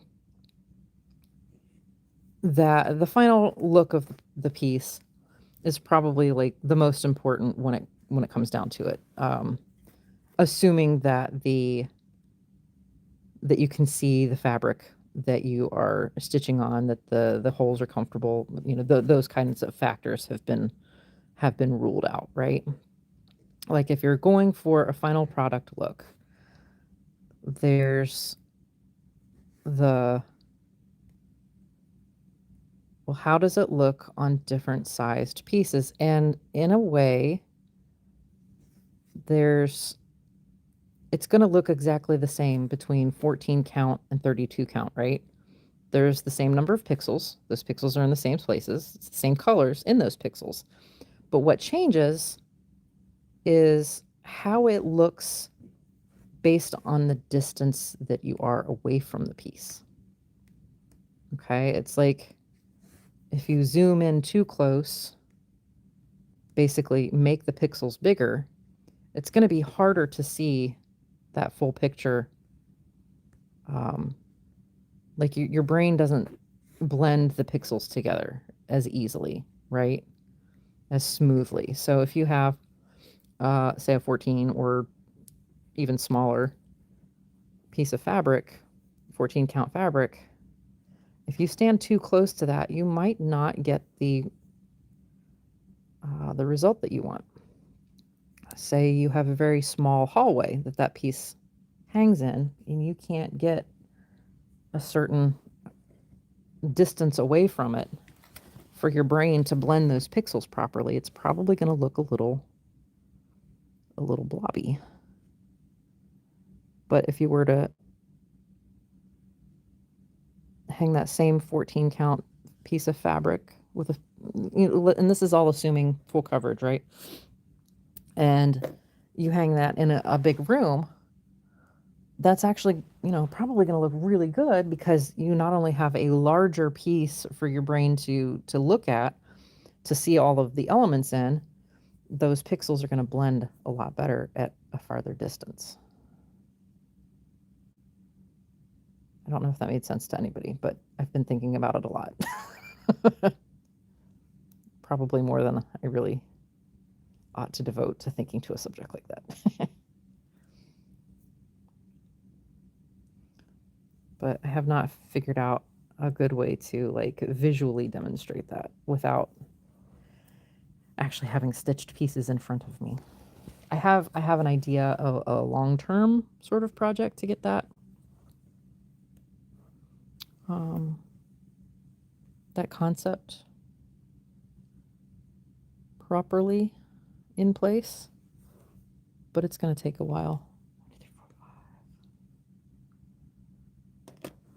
It's going to take a while to get that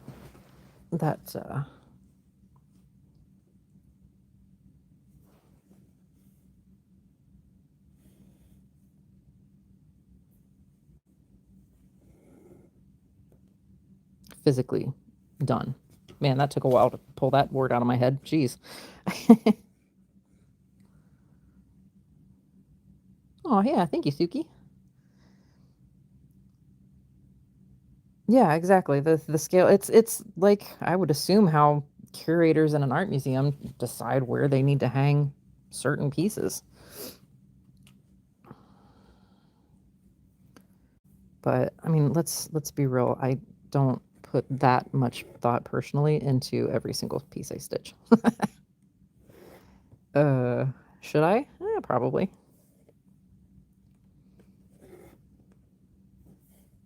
Yeah, interior designers.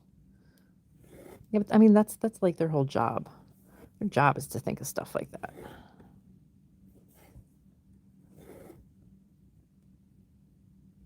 All right. See, and this is why on the sections that are more solid, I will do the outline because the counting error that I did here on the edge happens way too often otherwise.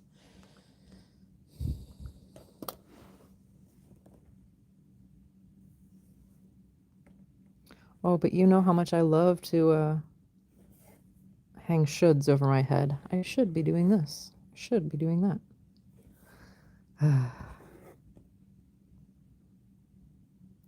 The expectations that we place on ourselves are more often than not harsher than any actual reality being placed upon us from the outside world.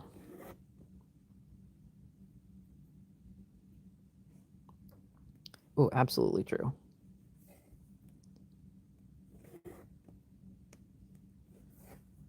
30 of you? What? Hello? I see you. Lurking about. 1, 2, 3. 1, 2, 3. Okay.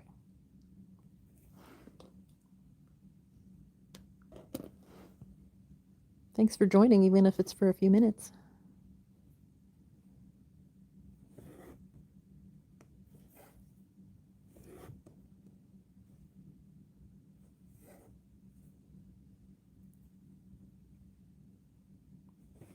Oh God! Oh, don't tell me they're on TVs. That's her. Okay, my face at least is not there. That makes it a little better.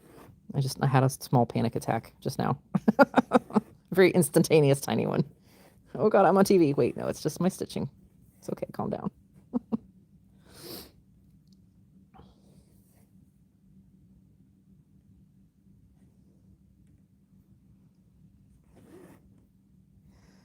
Actually, a psychological term for that, being harsher on yourself than anyone else would be, but I can't remember what it is. Yeah, that sounds about right. I know me personally, I tend to be more harsh on myself because then it doesn't hurt as bad if somebody else is harsh to myself. That was an unfortunate habit to build.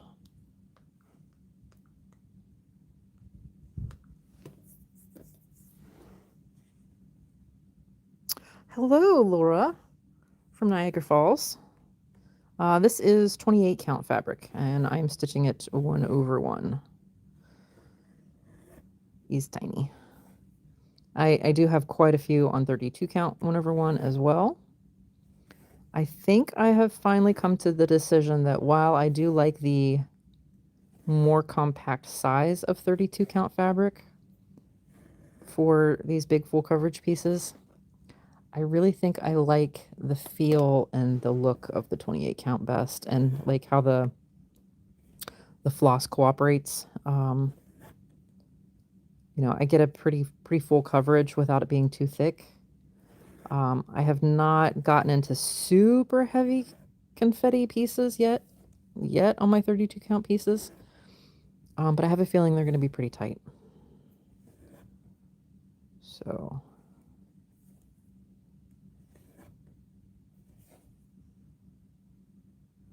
I see you, Ariana. How was your show?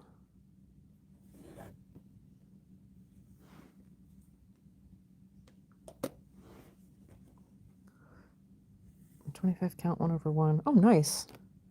Good. I'm glad you're enjoying it. I have one finished piece that's on 25 count, and I did that 2/1 tent stitch. I have one, what is that piece? Edge of Forever that I'm doing 25 count, 1/1, and I'm not a super huge fan of the fabric that I can see, but I know that doesn't bother a lot of people, and that's awesome. I feel like that you have a little bit more versatility in your preferences, when it comes to fabric for that. That's awesome.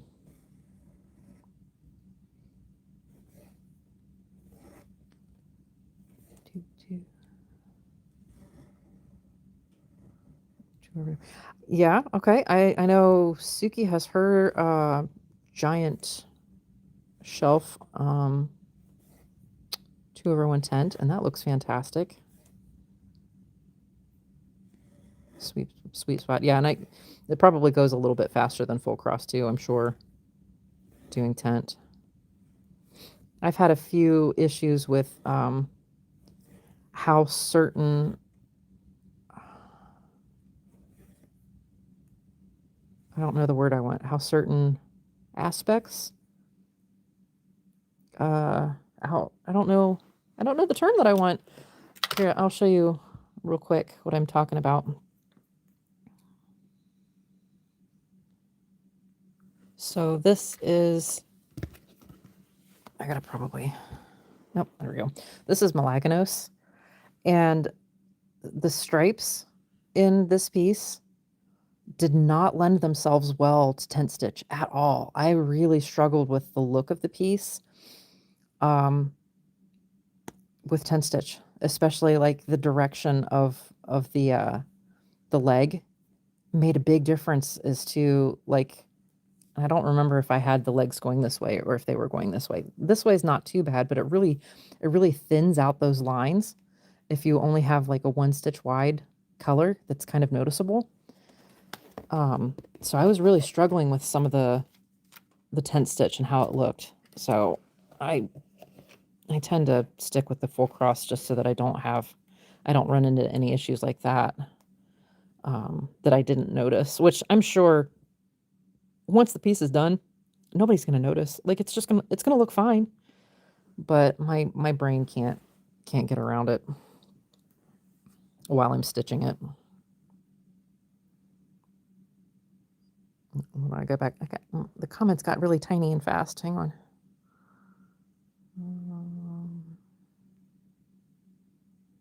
Yeah, magnify. Yeah, I can't use magnifiers. They give me a headache instantly.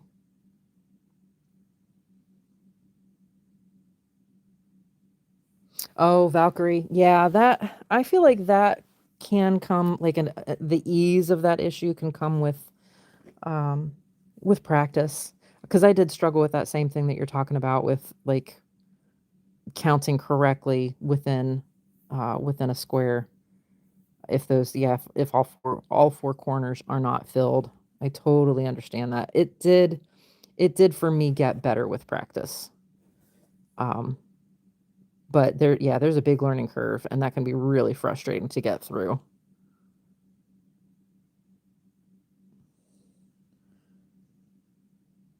Oh, warping. Yeah, luckily, I didn't notice any issues with my mushroom piece that I did, but I know a lot of people have struggled with that, um, with the warping issue if with tent stitch. I know some of the like specific stitches like continental and basket weave can help with that, but I can't usually think well enough to do those stitches consistently.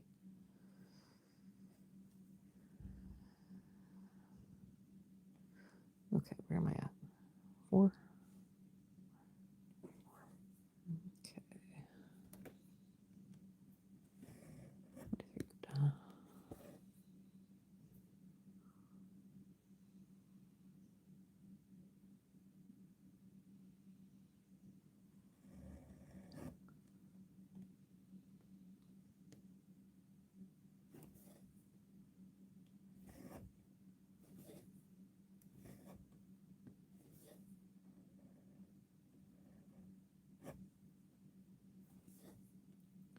I don't know. Will YouTube yell at me for being on live too long?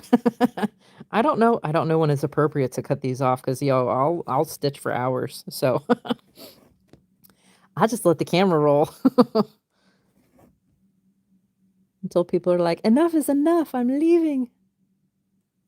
Totally get it. I know it's getting late for a lot of people in the US now.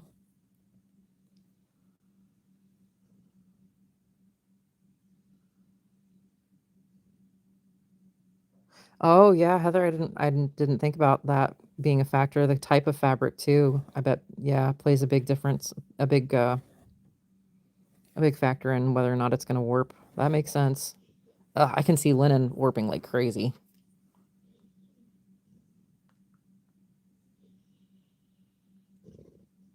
Really, dog. My dog is snoring. I'm sure you can hear him. He's such a goober. The lights are on with that one, but nobody is home.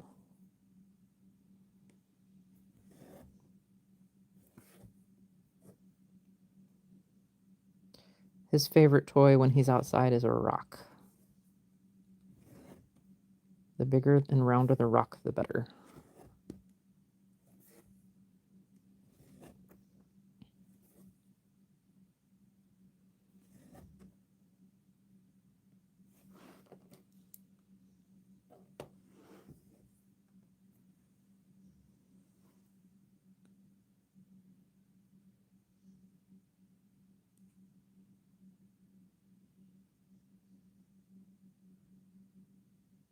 Hello, Dexter.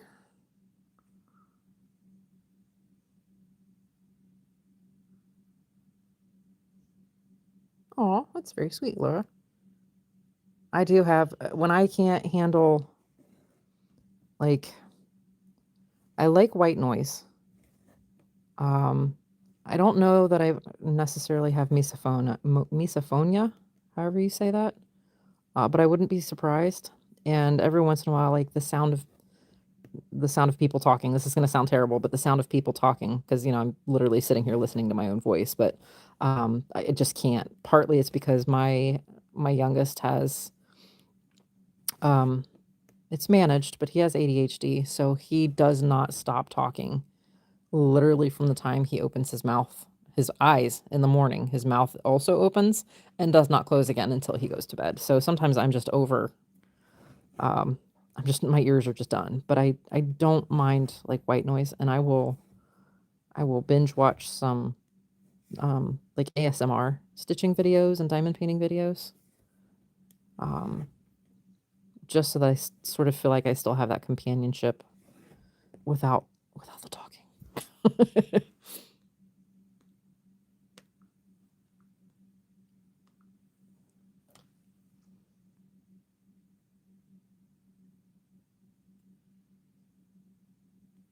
I mean, Dexter, I would say that if my butt gets numb, that's probably too long. I would say that's a good cutoff point. But I tend to be able to stitch for long hours on end, much to the dismay of my husband.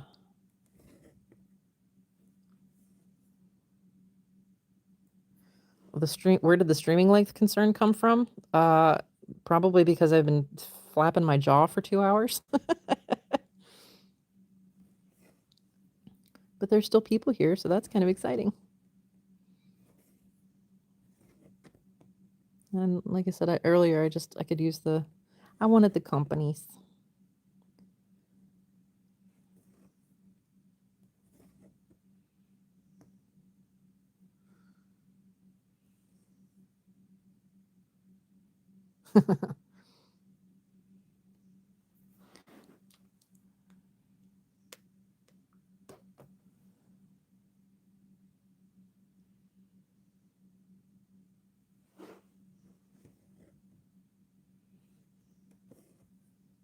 Wait, Kat, is that you? Valkyrie Stitchworks? It just dawned on me what name I was reading. Are you making bags? What you making?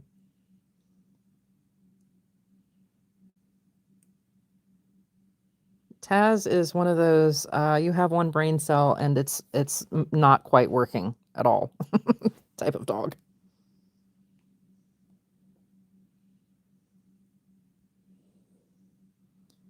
Like a 3-year-old to go to bed. Good luck.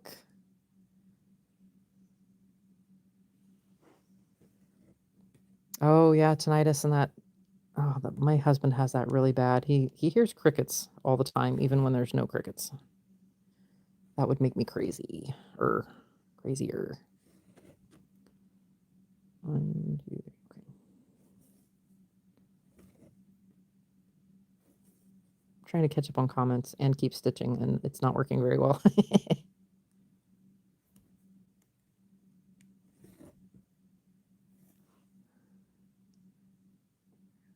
Oh, nonstop chatter. Yeah, Laura, you have my condolences.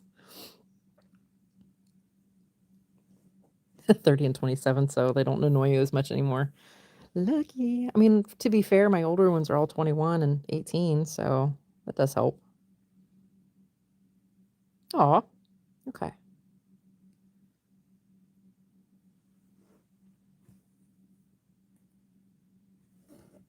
Dun, dun, dun.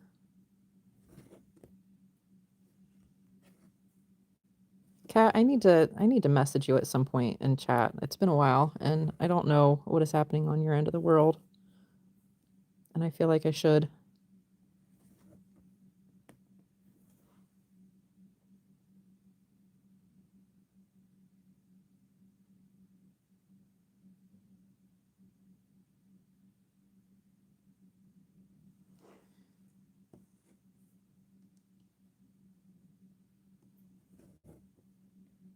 Oh, poor Kelly.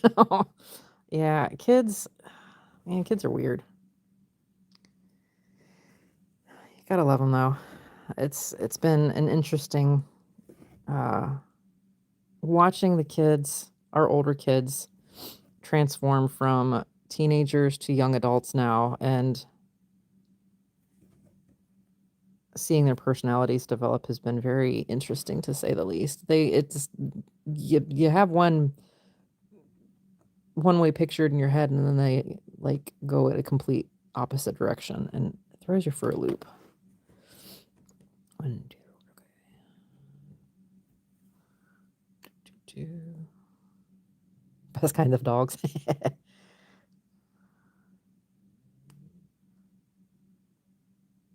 An orange cat kind of dog. That's actually funny that you say that because he is kind of a ginger when it comes to his coat color. He's got that honey color, um, that honey colored coat.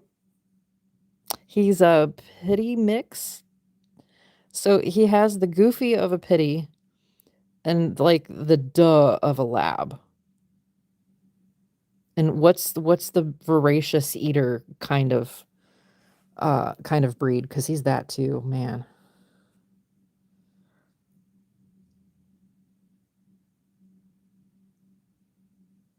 Aw, Dexter, the sewing machine skills, those are definitely develop with practice. I had the misfortune of seeing one of the very first hammocks I ever made years after it went out in the wild, and I was like, "Oh, I am actually embarrassed of what I'm looking at," just because, and honestly, there was nothing wrong with it, but I could definitely see um, the development of what I could do over time.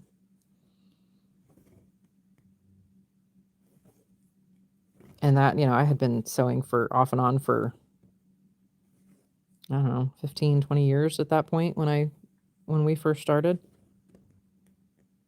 It definitely taught me that no matter how long you've been doing something, there's always room for improvement.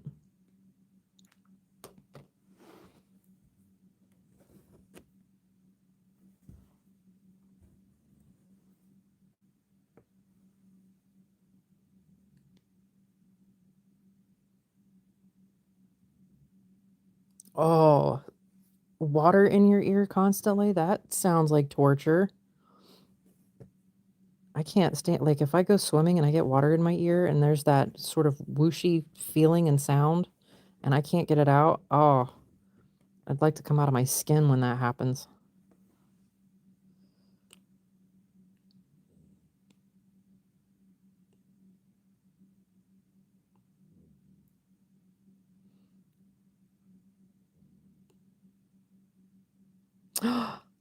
Elisa, hi. I told kids. Aw, I hope things are going all right for you. I need to catch up with your videos. I've been lax in my quite a bit of my floss tube watching. Okay, I'm gonna try and see if my old tablet. What's my charge at? 41%. I'm gonna see if this old tablet, if I can get the comments pulled up. So we're gonna turn it on and see what we get.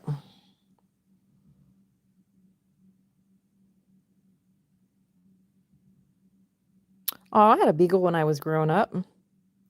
She was goofy and sweet and lovable as well. That feels accurate.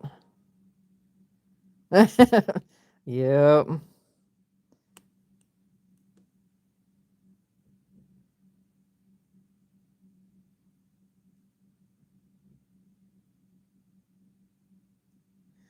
I do some stitches starting in a top corner and some from the bottom. That doesn't make the stitches look different. So the reason I stitch like that is specific to this type of fabric. So this is a true even weave. It is not an Aida. So there's no, it's an over under basket weave, right? And if I don't stitch, so if you don't stitch a particular way, you can actually slip the stitches underneath these threads. I don't know, hopefully this is close enough that you guys can see it. So hang on, let me get to where I can actually explain this properly. Which means counting and stuff. Hang on.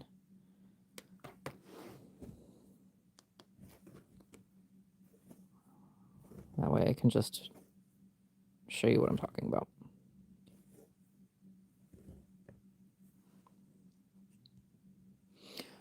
Okay, so in order to not, sorry, this thing is going to probably go crazy with it being on now. Let me try and get this silenced. Nope. Oh, 500 things at once. Okay. All right. Can you be... Okay, quiet. Oh, do I have YouTube on this? Will it let me? Oh. Okay, so this tablet, a new version of YouTube is available. This tablet is so old, I can't actually update apps. So let's see if I can get to where I need to be on Chrome.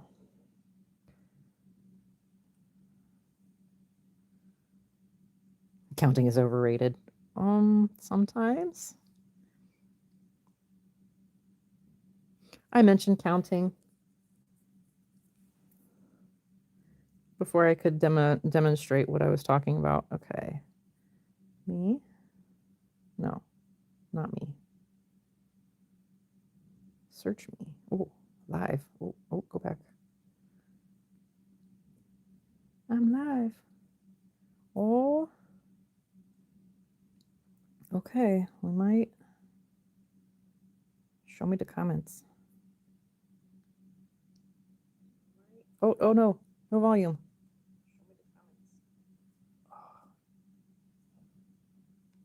Oh no.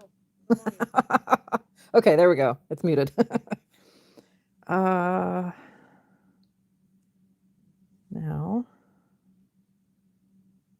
comments. Where are the comments?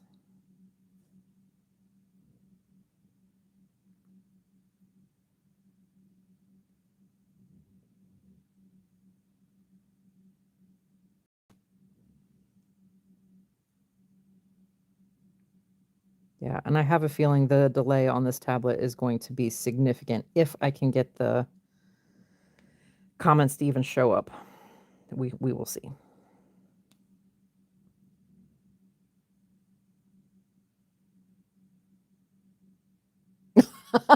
I'm glad I'm alive too. Thanks, Darth Vader Stitcher son.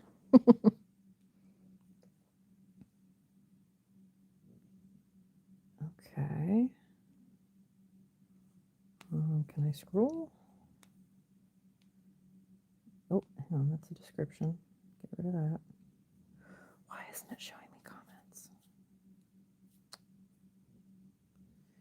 Well, that's sad.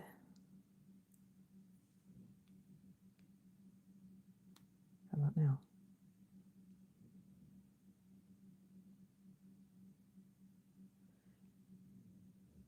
Okay, weird. This version of my YouTube Live is not showing me comments. Well, that's useless.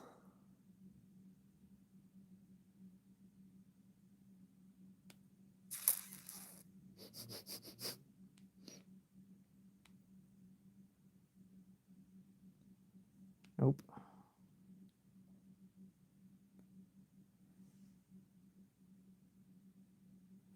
Tapping on the video. I can pause it. I can look at more videos. Yeah, no. Does anybody watch lives on the actual web browser? Because I can't use the app on my tablet.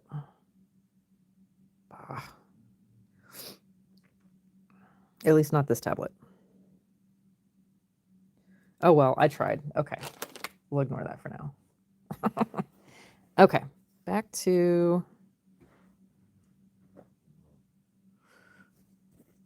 Yeah, I don't know.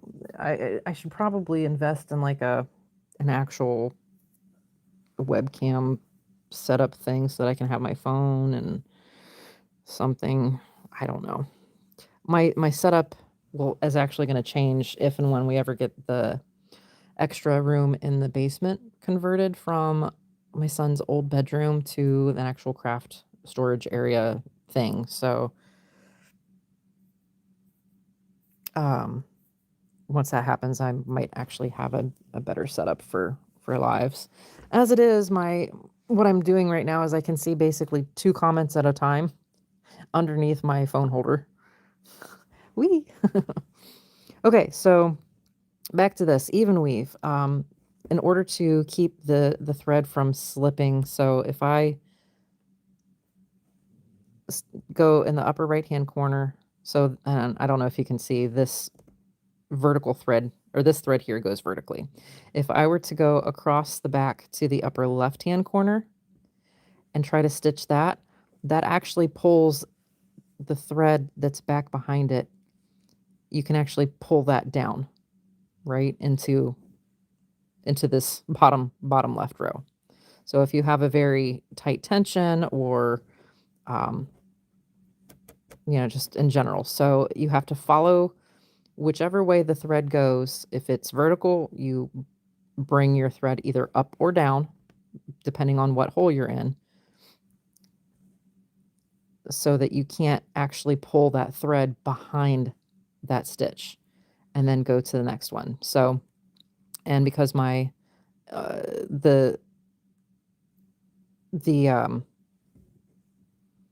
where you start your next stitch is either, I could come all the way over here and start it at the upper left or upper right hand corner and keep it consistent, but to me that's going to waste an entire square of thread, and I am a thread miser. If I can, whatever is the shortest route to the next stitch, that's what I take. So I will come down and start in the bottom left hand, come up to the top right hand, and again I can't go up or down, or I can't go up or down because this is a horizontal thread. So I want to go horizontally across the back down to the bottom. And obviously that prevents me from coming back up in this hole. So I will go up to the next corner. And again, this is a vertical thread. So I'm going vertically to the top left, bottom right. And this, where you end your thread, will switch every 2 stitches. So now I'm ending it in the top left. Now that was a pretty quick explanation. Hopefully that clarifies why my stuff switches, because I am stitching literally because to appease the particular fabric.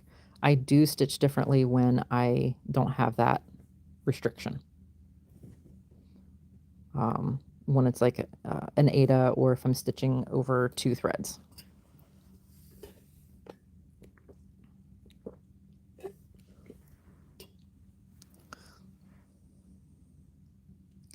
Night Floss on Fabric, thank you for joining.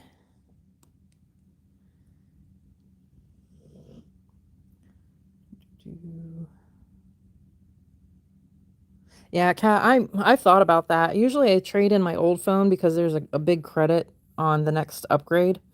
But I may do that. I may keep this if and when it's, well, not if, but when it's time for me to upgrade. But that's probably going to be a while, to be honest. My husband needs upgraded before I need mine. Maybe I'll make him give me his old phone. Ooh, that's a thought. Maybe I will keep his old phone and upgrade his. That could work.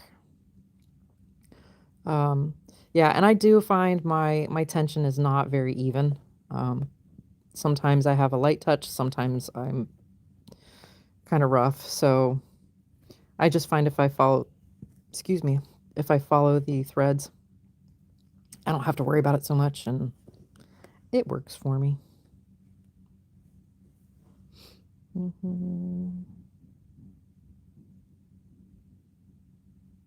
Hi, Karen.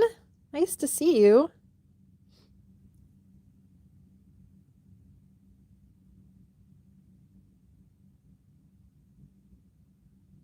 Oh no, the ADHD tax.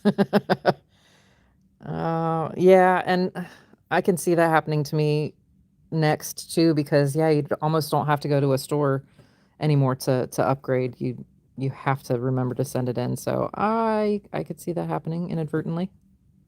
Inadvertently on purpose. Oh no, sorry, honey, I forgot to turn it in. I guess I can use this for my for my live streaming now. Oh wow, 6 years. When did I get this phone? Have I upgraded since I started recording videos? I feel like I've had one upgrade in the last 4 years. But yeah, I tend to stretch my phones to their absolute max as far as that goes. Like I usually don't upgrade a phone until the battery won't hold a charge anymore. So I don't know how well that would actually, I guess I could just keep it plugged in. That's what I tend to do anyways. Speaking of plugged in, how's my battery? 30%. Okay. That might dictate how long our live is tonight, guys. How long will my phone last?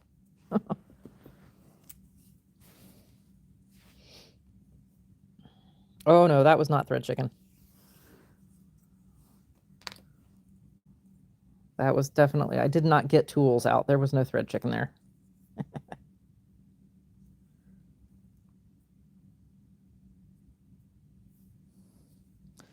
Yeah, honestly, I think my battery is only lasting about half a day or less, but I do a ton on my phone. So I know I'm hard on, and I do the battery protection, so it only ever charges to 80%. Yeah, I have to figure out a way to have it plugged in and not smack the dang cord every time I need to mark something off. That's the only reason it's not plugged in at the moment.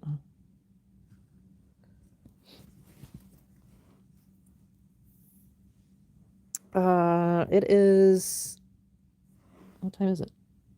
12:03. Just hit midnight on the 3rd of, what is today now? Tuesday? No, Monday.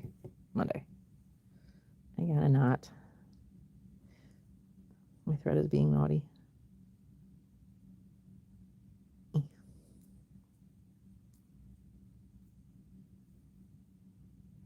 Oh, the cord wrapped around it? Oh, that might work. You guys would have to endure an earthquake so that I could do that. Oh,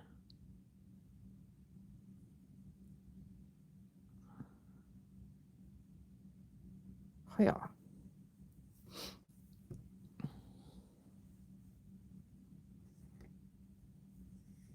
There we go. All right. So there's the size of the next to last whatchamajoozy, whatever you know, call the blob of 310. We are at 1,934 stitches left. No, less than that. Hang on, because I've got those done now. And that done. And that done. Look. 1912. Good year. Almost less than 1,000. Almost less than 1,000. Oh.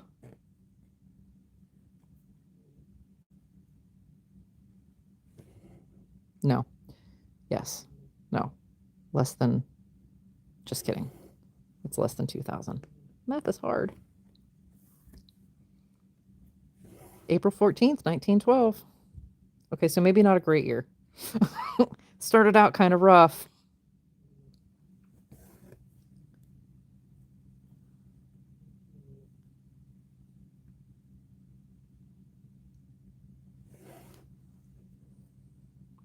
Yeah, I have, Ariana, I have learned with the DMC 310 that I stitch with not to try to pull the absolute fullest length on the thread if I don't have to, just because by the end of the thread it's ready to shred.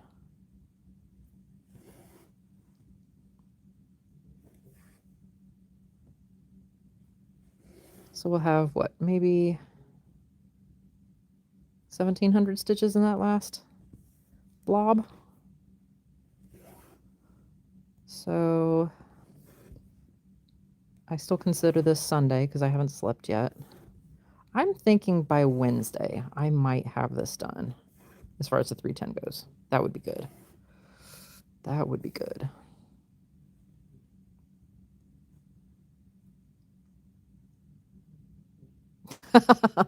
Thank you, son. Thanks, Vader. Have a good night. Or day, wherever you're at. I bought a cone of Sullivan's 310. I am obviously not going to switch in the middle of a giant 310 projects, but I'm eager to see if it has the same shredding issues that DMC has.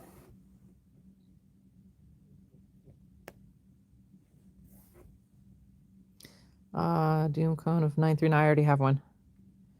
I have a, well, not of DMC. I have a 939 cone from AliExpress.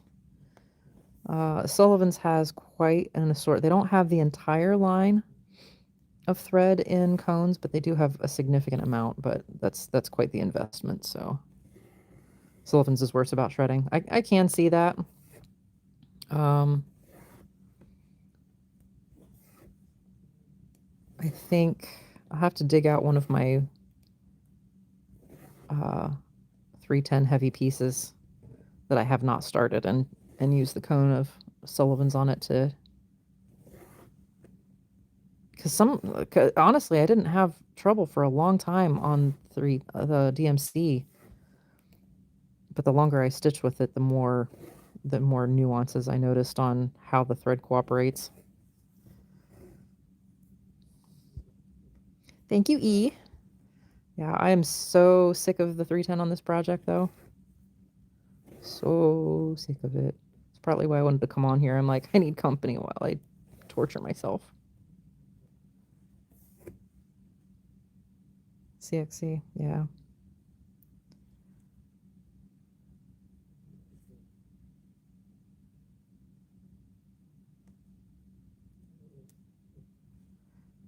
Wait, what?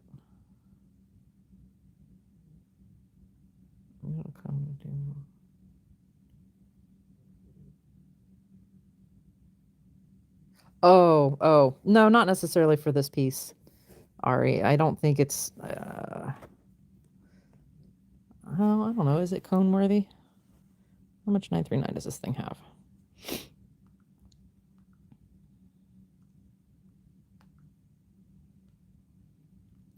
Whoop, too far.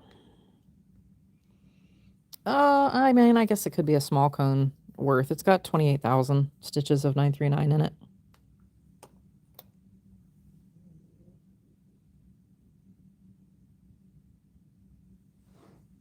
Yeah, I attribute sticking with the 310 this long out of sheer stubbornness. I said I was gonna do it. I'm gonna do it, darn it. Having a crap ton of other projects to distract me when I get tired of the 310 has definitely helped. And all the challenges that I did. I did that challenge with Dizzy Stitcher for all of the outside. That was huge. And then I did the challenge with Jen for the first half of the year that I think that ended up kind of dragging to the end of the year, if I remember right. Excuse me. And then I did kind of an encouragement challenge with Jade so that she could get to the end of her 310 on her dragons. That's been a huge help too, having sort of motivation to do it. Hi, Pickwick. How are you? I'm a little delayed on comments because I couldn't pull my comments up on another device, so I have to look at my tiny screen on my phone. How long have I been on live? 2 hours and 27 minutes. A very long time. People are popping in and leaving when they need to. I'm garnering company while I slog through the rest of, not all of this. I won't be on for the entire last 2,000 stitches, but this has been pretty fun. I won't lie. I was kind of nervous. I'm like, I don't know what I'm going to talk about. Whatever. Spiders apparently, and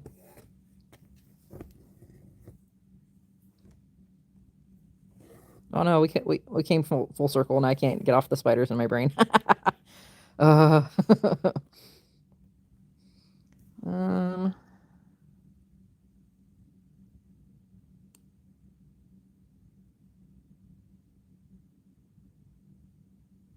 yeah. In my limited experience, I think the CXC that I have, and I don't know if this is true about, and somebody please correct, because I know, Kelly, if you're still on, I know you use CXC. Is it actually like branded CXC, or is it just whatever off-brand you can find off of AliExpress? Because I know like there's Royal Broderie and some other like super off-label. Is it actual CXC that you use if you're in here still? Night Cat. Sorry if I missed you. I'm still catching up on comments. Oh no. No spider curses. Welcome back to Happen Squirrel. Oh, olive piece, yay. All right. Night, Jen. Sorry you have to work tomorrow. I probably missed you too. Thank you for coming on. Oh, don't let me keep any of you up, because I know my sleep schedule is stupid when it comes to the time zone that I'm in. I will probably end the live after I hit the end of this blob. I feel like that's a good stopping point as far as my stitching for tonight, and actually try to go get some sleep to get up at a decent time tomorrow. Oh, okay. Have a good sleep. Sorry you have to go back to work in the morning. I hope you enjoyed your vacation.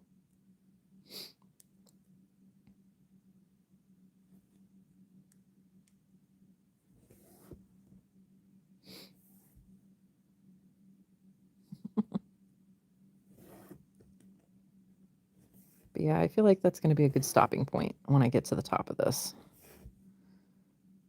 And then I'll have that one last blob.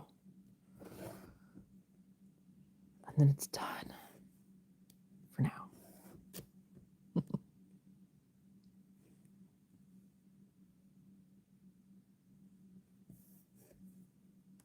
Okay, but to be fair, Suki, your time zone and my time zone, we are still what, like 14 hours apart as far as the car drive goes? That's far.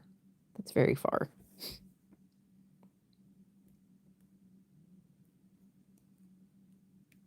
Because, I don't fly unless I'm going out of the country. Like, and I can't drive because there's ocean there.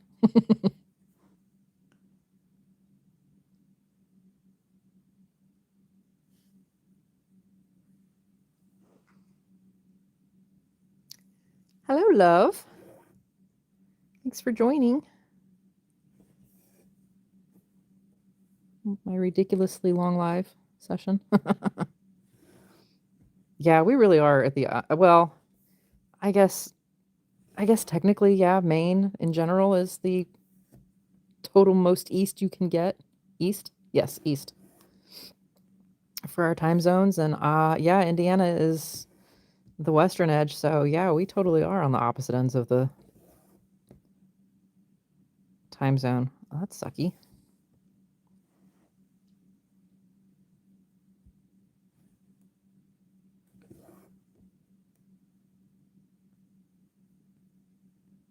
Night, Karen. Thanks for jumping on. Good to see you.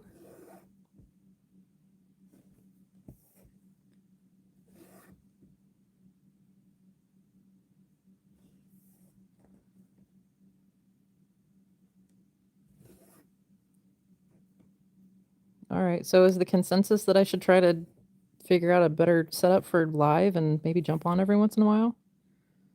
I don't know how entertaining this was, but I enjoyed it.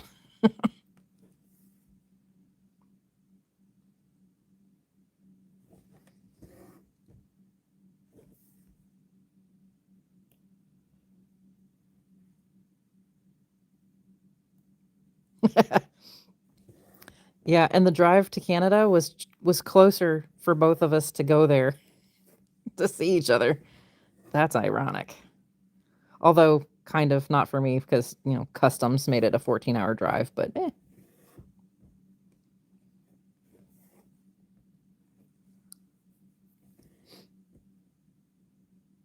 aw. All right, well, that's good to know. Oh, hi, Donna. Thank you. Okay.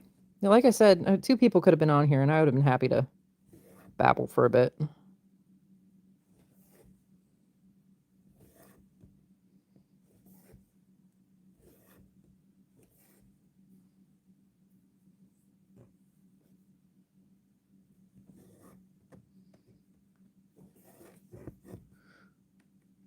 And like I said, I don't know if how many of you caught it, but I totally decided to do a live because even editing, as little editing as I do for a Stitch with Me, it still takes time because of it has to convert before it can upload, and then it uploads, and there's lots of waiting that happens. I was like, I can't. No, I'm just gonna let me just pop on, see how it goes. Mm-mm-mm.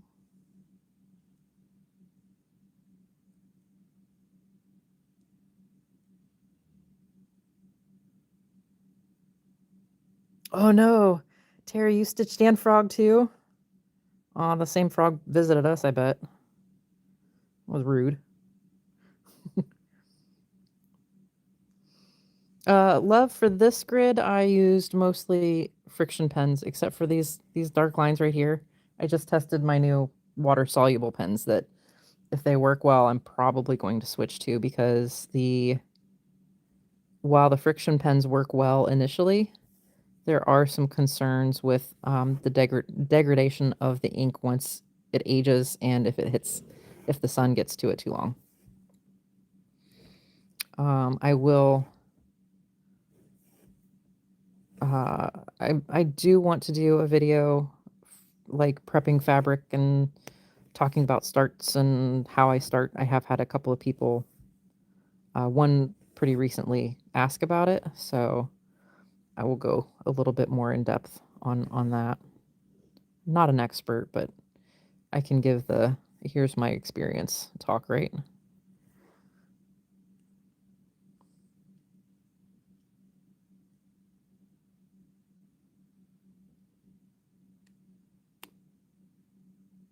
And cheaper than going to a treat. Very, very true. Because, yeah, hotel costs are a lot. And that's the majority. For me, that was the majority of the cost was the hotel stay. It was fun, though. And I got to see my peoples.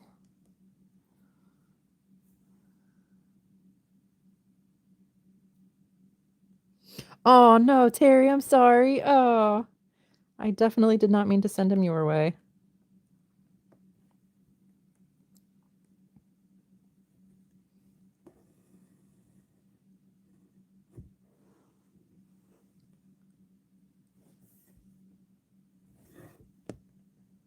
Might have to I might have to turn on the daily stitch count just out of curiosity.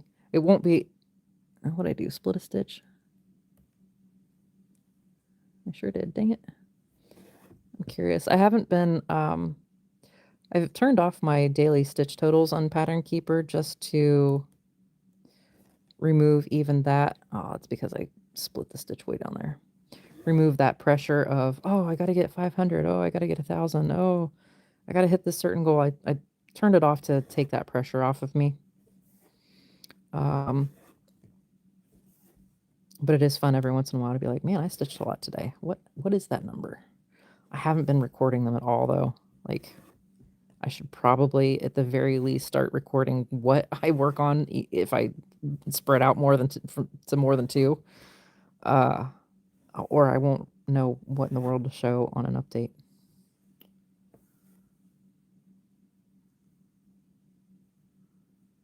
Oh, 36 count. Okay. Are you stitching over one or over?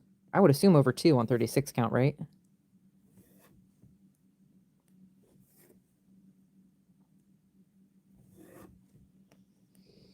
I did over two on 46. That was, I won't say it was rough, but man, it took a lot of concentration. I did a Boba Fett piece for my husband for Christmas one year on that.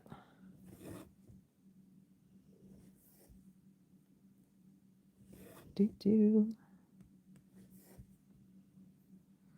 1 over 2. Yep. Now, is that your first time actually doing? Yeah, I did Terry, is that your first time doing over 2 threads in general, or is it just the 36 count that's new? Yeah, I did over 2 on 46. It was small. It was cute. I think the smallest that I'm stitching over 1 is like a 40 count.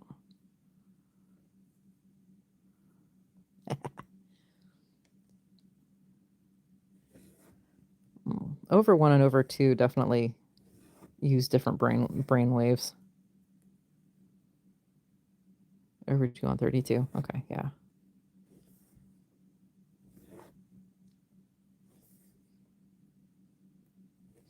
I know for myself when I stitch over 2, does not seem to matter what count. I have to pay attention to whatever my starting top right square is. As long as I keep that in my head, I tend to have much less counting errors when it comes to like, I'm half a stitch off.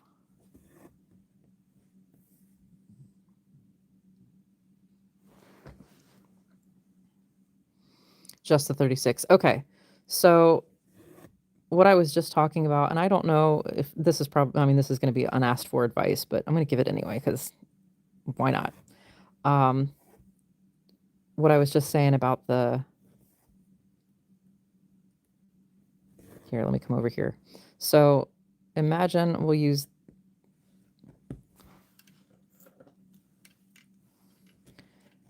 no, you cannot. Can you see? Let me tilt just a touch.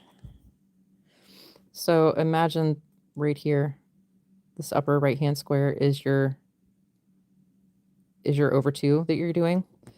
So the upper right square and the lower left square are your vertical threads. Okay, and this could be true, doesn't matter if it's the horizontal thread or the vertical thread. I find that if I make sure that no matter where I have to count on that over 2, if I've got to count way down here, as long as I'm still coming up with that vertical thread in the upper right hand corner of my 4 square, at least I'll only be a full stitch off, right? So there's 2 stitches between both of these ways. That for me personally has caused a lot less issues if I'm not trying to count the individual 4 squares, if that makes sense.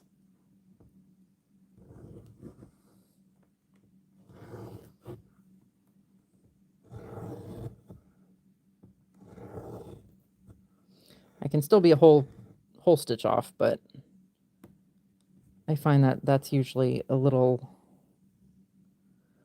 less aggravating to be a stitch off than it is a half a stitch off. Like if it's in the middle of stitching, I can fudge it if I need to.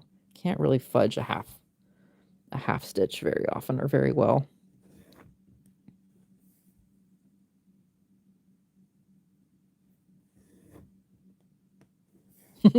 I was thinking about my my season pieces on whatever tiny count I had going. I need to dig that out before I'm too blind to see it.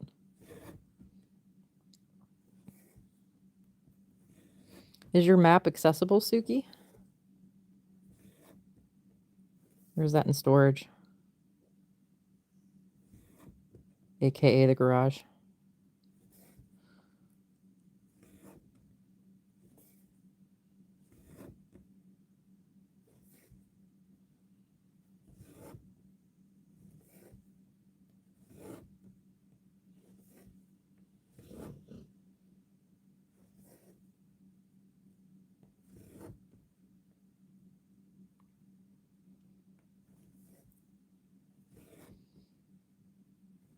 Yeah, so not super accessible if you're 2 hours away.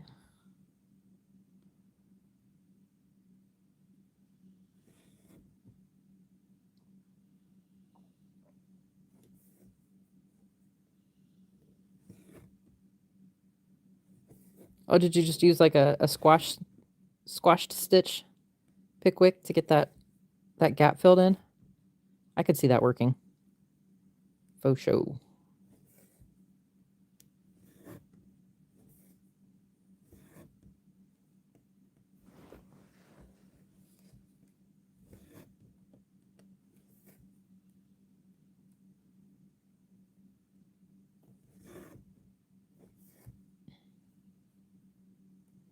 Oh, nice. Yeah, Terry, that method works whether it's because I know I've got some that I started on the horizontal in the upper right-hand corner, but as long as I always start with a horizontal thread in that upper right-hand corner, no matter where I'm at on the piece, at least I know it's an even stitch and tends to help a little bit with counting. Because I can kind of see a little bit at a glance if it's sort of in the right spot.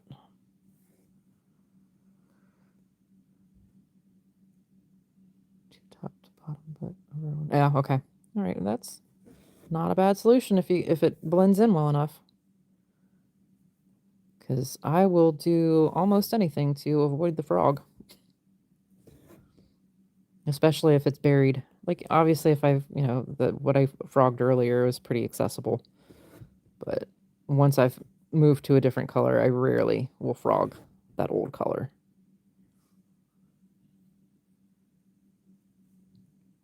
Hi, Dragon Stitcher. Thanks for hanging out.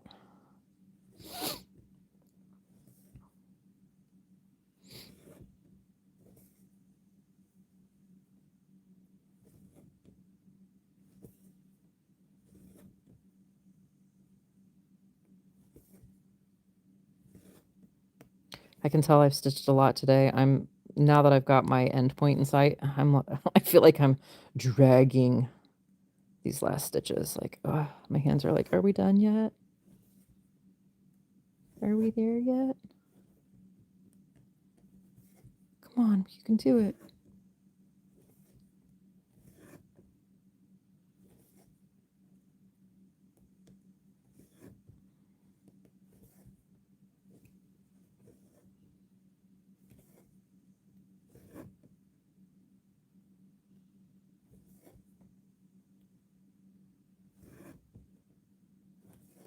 Aw, thread shredded. Of course the thread shredded. I'm ready to end what I'm doing. To be fair, my lengths of thread are pretty hefty. I do a end of my fingers to my shoulder and then a little bit. So probably, what is that? Maybe a yard of fat. Oh, is that 18? How?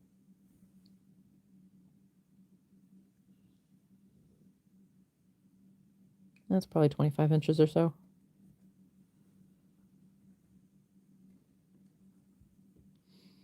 Okay, but Pickwick, that's probably a much healthier way to go about stitching.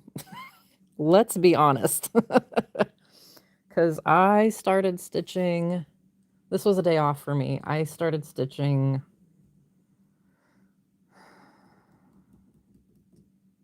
I started stitching about 3, fell asleep in my chair about 4, got up to make dinner at 5. And then after dinner at like 7, I've been stitching since 7. So probably not the healthiest way to stitch. I do get up relatively often. Obviously not with a camera in front of me, but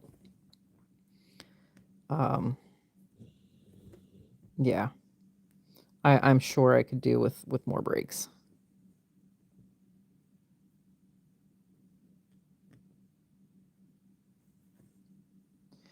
Progress is amazing. Oh, thank you. I have, where am I at? No, we'll find out how many stitches I actually have here. Let me fill in the squares here real quick. Doo-doo.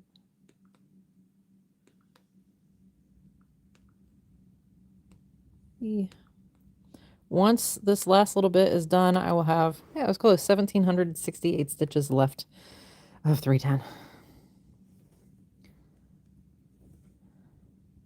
Wait. Is that you, Shauna? Is that my dragon stitcher?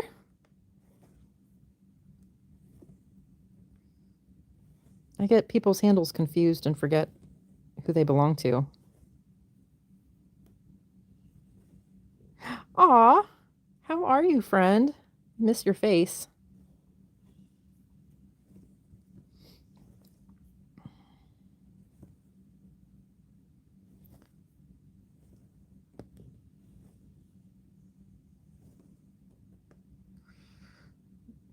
Where's Chance? Yeah. I, I honestly, I wish, and I did try kind of let me do a thread and then I'll get up and do something like work or whatever.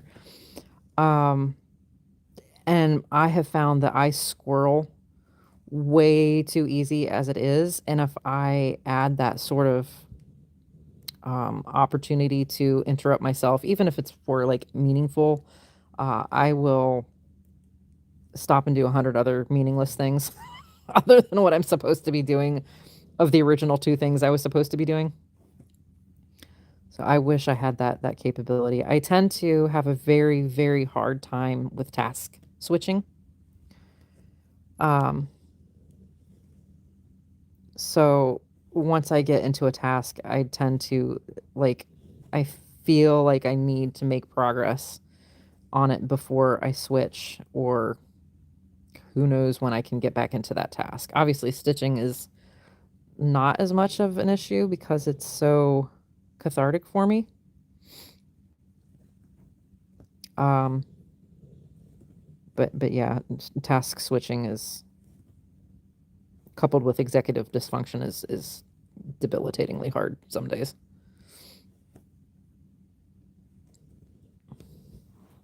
Aw. I feel like someday we should, because we're what, 3.5 hours apart? I feel like we should make a date at some point and meet in Columbus and have a day of hanging out and stitching and reminiscing and catching up.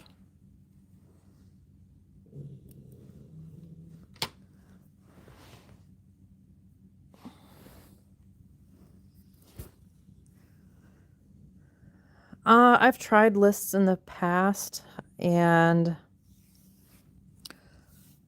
it worked for a little while, sort of.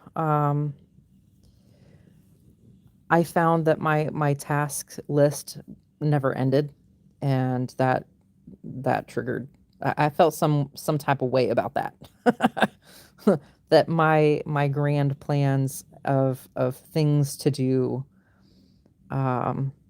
is so vast that I got really discouraged. I tend to time blindness is definitely an issue for me.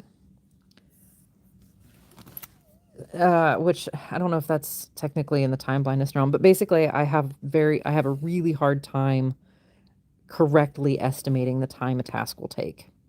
A task that takes 5 minutes, I will tend to think, oh, that's going to take me half an hour to do. Tasks that take me 6 hours to do, I tend to think will take me an hour. So I have a hard time regulating a task list to be realistic.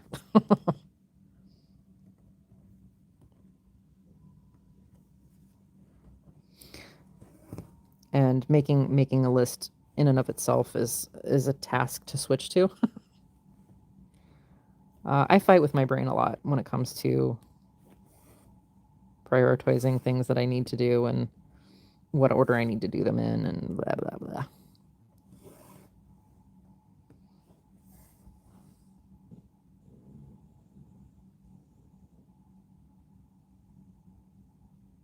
Oh, yay. Okay, so I will message you on or shoot me a message on Instagram, Shauna, and we will I'll be honest, I don't know about your schedule, but the holidays are coming up on us, so we're probably looking at next year realistically. Um unless you have some openings early no, yeah, we're probably but I think we should put it on the calendar. I think we should get something in pencil and then see about making it pen.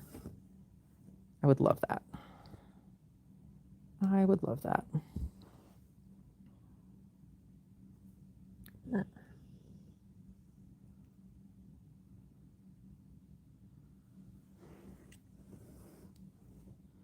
Oh, yes, the priority, everything is a priority is definitely um everything is important. Everything is a priority. I can't get it all done, so I get discouraged and then nothing gets done. Um task paralysis, I think is that term. That's been super fun.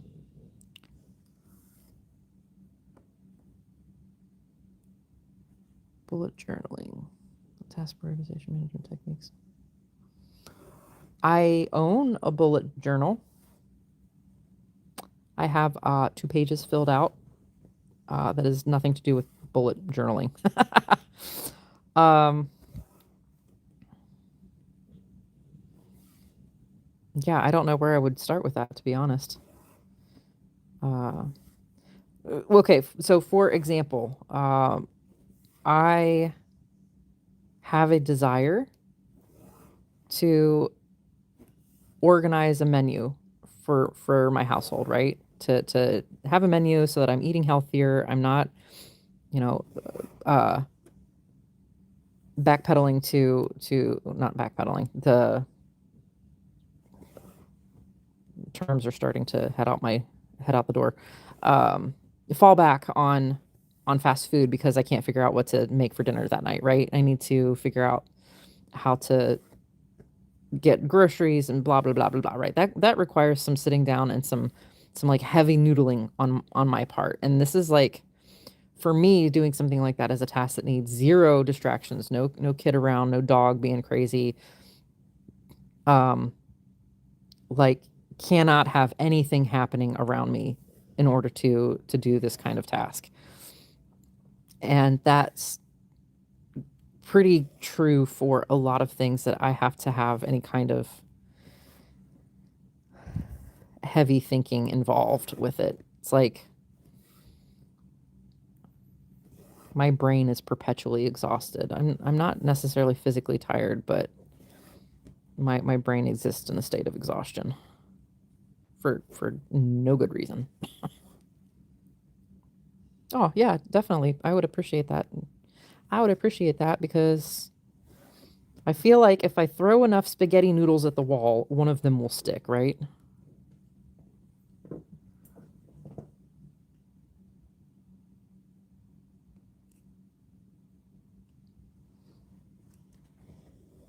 Ah, yeah, I'm sorry to hear that, Shauna. It is tough. It is so tough. Does not help that the McRib, all right, countdown to McRib time is T minus 9 days. Okay. Jen is not on here to be excited with me, but I know she looks, we count down every year to the McRib time. So I will be living on McDonald's at least 3 times a week for a couple of weeks. Okay, maybe not that much, but yeah, the household management brain exhaustion is true.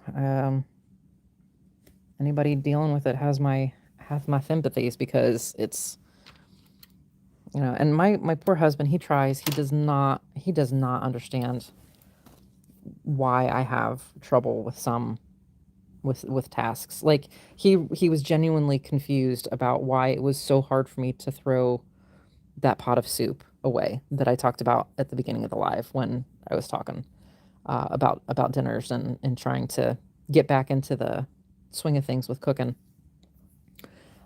He genuinely didn't understand why I was having such a hard time transitioning from took so much out of me to cook that meal. I didn't have it in me to throw it away. So, but same issues, yeah. Okay, well, like I said, 1,768 stitches left to go in this section here. I'm hoping, man, I'm hoping we'll say by Friday. We'll give myself some grace as far as getting work and stuff done and not concentrating too terribly much on it. I don't know if anybody was here from beginning to end of this. Holy cow, thank you.